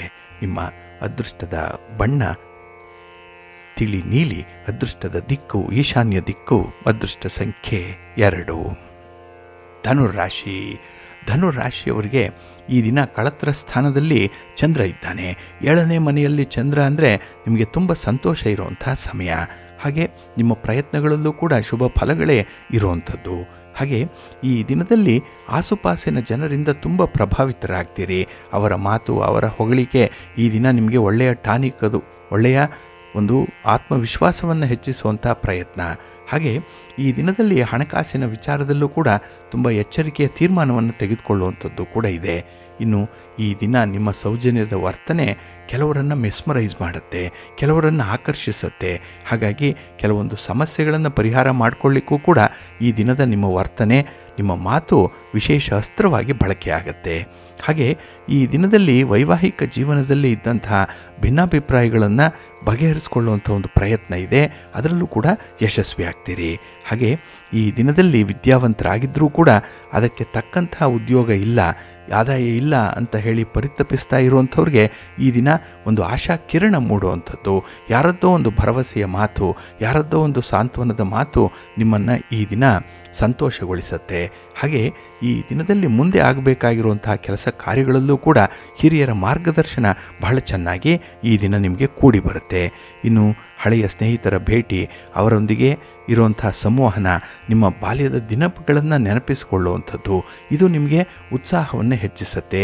ಜೀವನದಲ್ಲಿ ಇನ್ನೂ ಹೆಚ್ಚಿನ ಸಾಧನೆಯನ್ನು ಮಾಡಬೇಕು ಅನ್ನುವಂಥ ಒಂದು ಮನಸ್ಥಿತಿ ಮೂಡುವಂಥದ್ದು. ಹಾಗೆ ಈ ದಿನ ಮನೆಯಲ್ಲಿರುವಂಥ ಹಿರಿಯರ ಆರೋಗ್ಯದ ಕಡೆ ಸ್ವಲ್ಪ ಗಮನ ಕೊಡಿ. ಅವರ ಶುಶ್ರೂಷೆ, ಅವರ ಆರೋಗ್ಯ ಪಾಲನೆ, ಹಾಗೆ ವೈದ್ಯರ ಭೇಟಿ, ಔಷಧೋಪಚಾರ ಇತ್ಯಾದಿಗಳ ಕಡೆ ಸ್ವಲ್ಪ ಸಮಯ ಈ ದಿನ ಕಳಿಬೇಕಾದಂಥ ಪರಿಸ್ಥಿತಿ ಕೂಡ ಬರುತ್ತೆ. ಏನೇ ಮಾಡಿದ್ರೂ ಸಂತೋಷದಿಂದ ಮಾಡಿ. ನಿಮ್ಮ ಮನೆ ದೇವರನ್ನು ಸ್ಮರಣೆ ಮಾಡ್ತಾ ಇರಿ. ಹಾಗೆ ಶಿವ ಪಾರ್ವತಿಯರ ದರ್ಶನ ಮಾಡ್ಕೊಳ್ಳಿ. ಲಕ್ಷ್ಮೀ ವೆಂಕಟೇಶ್ವರ ಸ್ವಾಮಿಯ ಆರಾಧನೆ ಮಾಡ್ಕೊಳ್ಳಿ, ಒಳ್ಳೆಯದಾಗುತ್ತೆ. ನಿಮ್ಮ ಅದೃಷ್ಟದ ಬಣ್ಣ ಗುಲಾಬಿ, ಅದೃಷ್ಟದ ದಿಕ್ಕು ಈಶಾನ್ಯ ದಿಕ್ಕು, ಅದೃಷ್ಟ ಸಂಖ್ಯೆ 1. ಮಕರ ರಾಶಿ. ಮಕರ ರಾಶಿಯವರಿಗೆ ಈ ದಿನ ಬಹಳ ವಿಶೇಷವಾಗಿರುವಂಥ ದಿನ. ಕೆಲವೊಂದು ಕೆಲಸಗಳನ್ನು ತುಂಬ ವಿಭಿನ್ನವಾಗಿ ಮಾಡುವಂಥ ದಿನ. ಮಾಮೂಲಿ ಸ್ಟೈಲ್ನಲ್ಲಿ ಮಾಡಲ್ಲ, ಬೇರೊಂದು ರೀತಿಯಲ್ಲೇ ಕೆಲಸಗಳನ್ನು ಮುಂದುವರಿಸುವಂಥದ್ದಿದೆ. ಹಾಗೆ ಸ್ವಲ್ಪ ಅಡ್ವೆಂಚರಸ್ ಆಗೂ ಕೂಡ ಇರ್ತೀರಿ ಈ ದಿನದಲ್ಲಿ. ಹಾಗೆ ಈ ದಿನ ನೀವು ಎಚ್ಚರಿಕೆಯಿಂದ ಹಣಕಾಸಿನ ವ್ಯವಹಾರಗಳನ್ನು ಮಾಡುವಂಥವ್ರು. ಹಾಗೆ ಈ ದಿನ ವ್ಯವಹಾರಗಳ ವಿಸ್ತರಣೆಗೆ ಬೇಕಾದಂಥ ಕ್ರಮವನ್ನು ಕೈಗೊಳ್ಳುವಂಥದ್ದು ಕೂಡ ಇದೆ. ಇನ್ನು ಸ್ಥಿರಾಸ್ತಿಯ ವಿಚಾರವಾಗಿ ನೀವು ಆಲೋಚನೆ ಮಾಡಿರುವಂಥದ್ದು ಸರಿ ಇದೆ. ಅದನ್ನು ಸ್ವಲ್ಪ ಊರ್ಜಿತಗೊಳಿಸ್ಬಿಡಿ, ಸ್ವಲ್ಪ ಮೆಟೀರಿಯಲೈಸ್ ಮಾಡಿಬಿಡಿ, ಒಳ್ಳೆಯದಾಗತ್ತೆ. ಇನ್ನು ಈ ದಿನದಲ್ಲಿ ನಿಮ್ಮ ಸರಳವಾದಂಥ ಮಾತು, ನಿಮ್ಮ ಆಕರ್ಷಕವಾದಂಥ ವ್ಯಕ್ತಿತ್ವ ಕೆಲವೊಂದು ಸಮಸ್ಯೆಗಳನ್ನು ಈ ದಿನ ಬಗೆಹರಿಸುವಂಥದ್ದು ಕೂಡ ಇದೆ. ಏಕೆಂದರೆ ನಿಮ್ಮ ಮಾತಿನಿಂದಲೇ ಕೆಲವೊಂದು ಪ್ರಭಾವಯುತವಾದಂಥ ವ್ಯಕ್ತಿಯನ್ನು ಸಂಪರ್ಕ ಮಾಡುವಂಥದ್ದು ಇದೆ.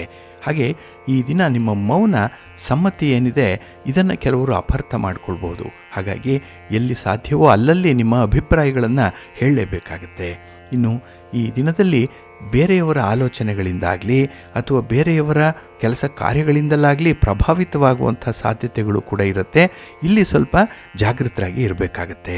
ಹಾಗೆ ಈ ದಿನ ನಿಮ್ಮ ಹಣದ ವಿಚಾರದಲ್ಲಿ, ಹಣದ ಉಳಿತಾಯದ ವಿಚಾರದಲ್ಲಿ ತಜ್ಞರ ಅಭಿಪ್ರಾಯವನ್ನು ಪಡ್ಕೊಳ್ಳುವಂಥದ್ದು ಕೂಡ ಇದೆ. ಇನ್ನು ಕೆಲವೊಂದು ವಿಚಾರಗಳಲ್ಲಿ ನಿಮ್ಮ ಒಂದು ತೀರ್ಮಾನ ಏನಿದೆ, ನಿಮ್ಮ ಪ್ರಯತ್ನ ಏನಿದೆ, ನಿಮಗೆ ತುಂಬ ಲಾಭವನ್ನು, ಶುಭವನ್ನು ತಂದುಕೊಡುವಂಥ ಸಂದರ್ಭಗಳಿದೆ. ಒಟ್ಟಾರೆ ಈ ದಿನ ಕೆಲವೊಂದು ಸಮಸ್ಯೆಗಳಿಂದ ಹೊರಬರ್ತೀರಿ. ಕೆಲವೊಂದು ಸಾಧನೆಗಳನ್ನು ಮಾಡಿ ನಿಮ್ಮ ಪ್ರತಿಭೆ ಏನು ಅನ್ನುವಂಥದ್ದನ್ನು ತೋರ್ಪಡಿಸ್ತೀರಿ. ಇದು ಬಹಳ ಮುಖ್ಯವಾದಂಥ ದಿನ ನಿಮಗೆ.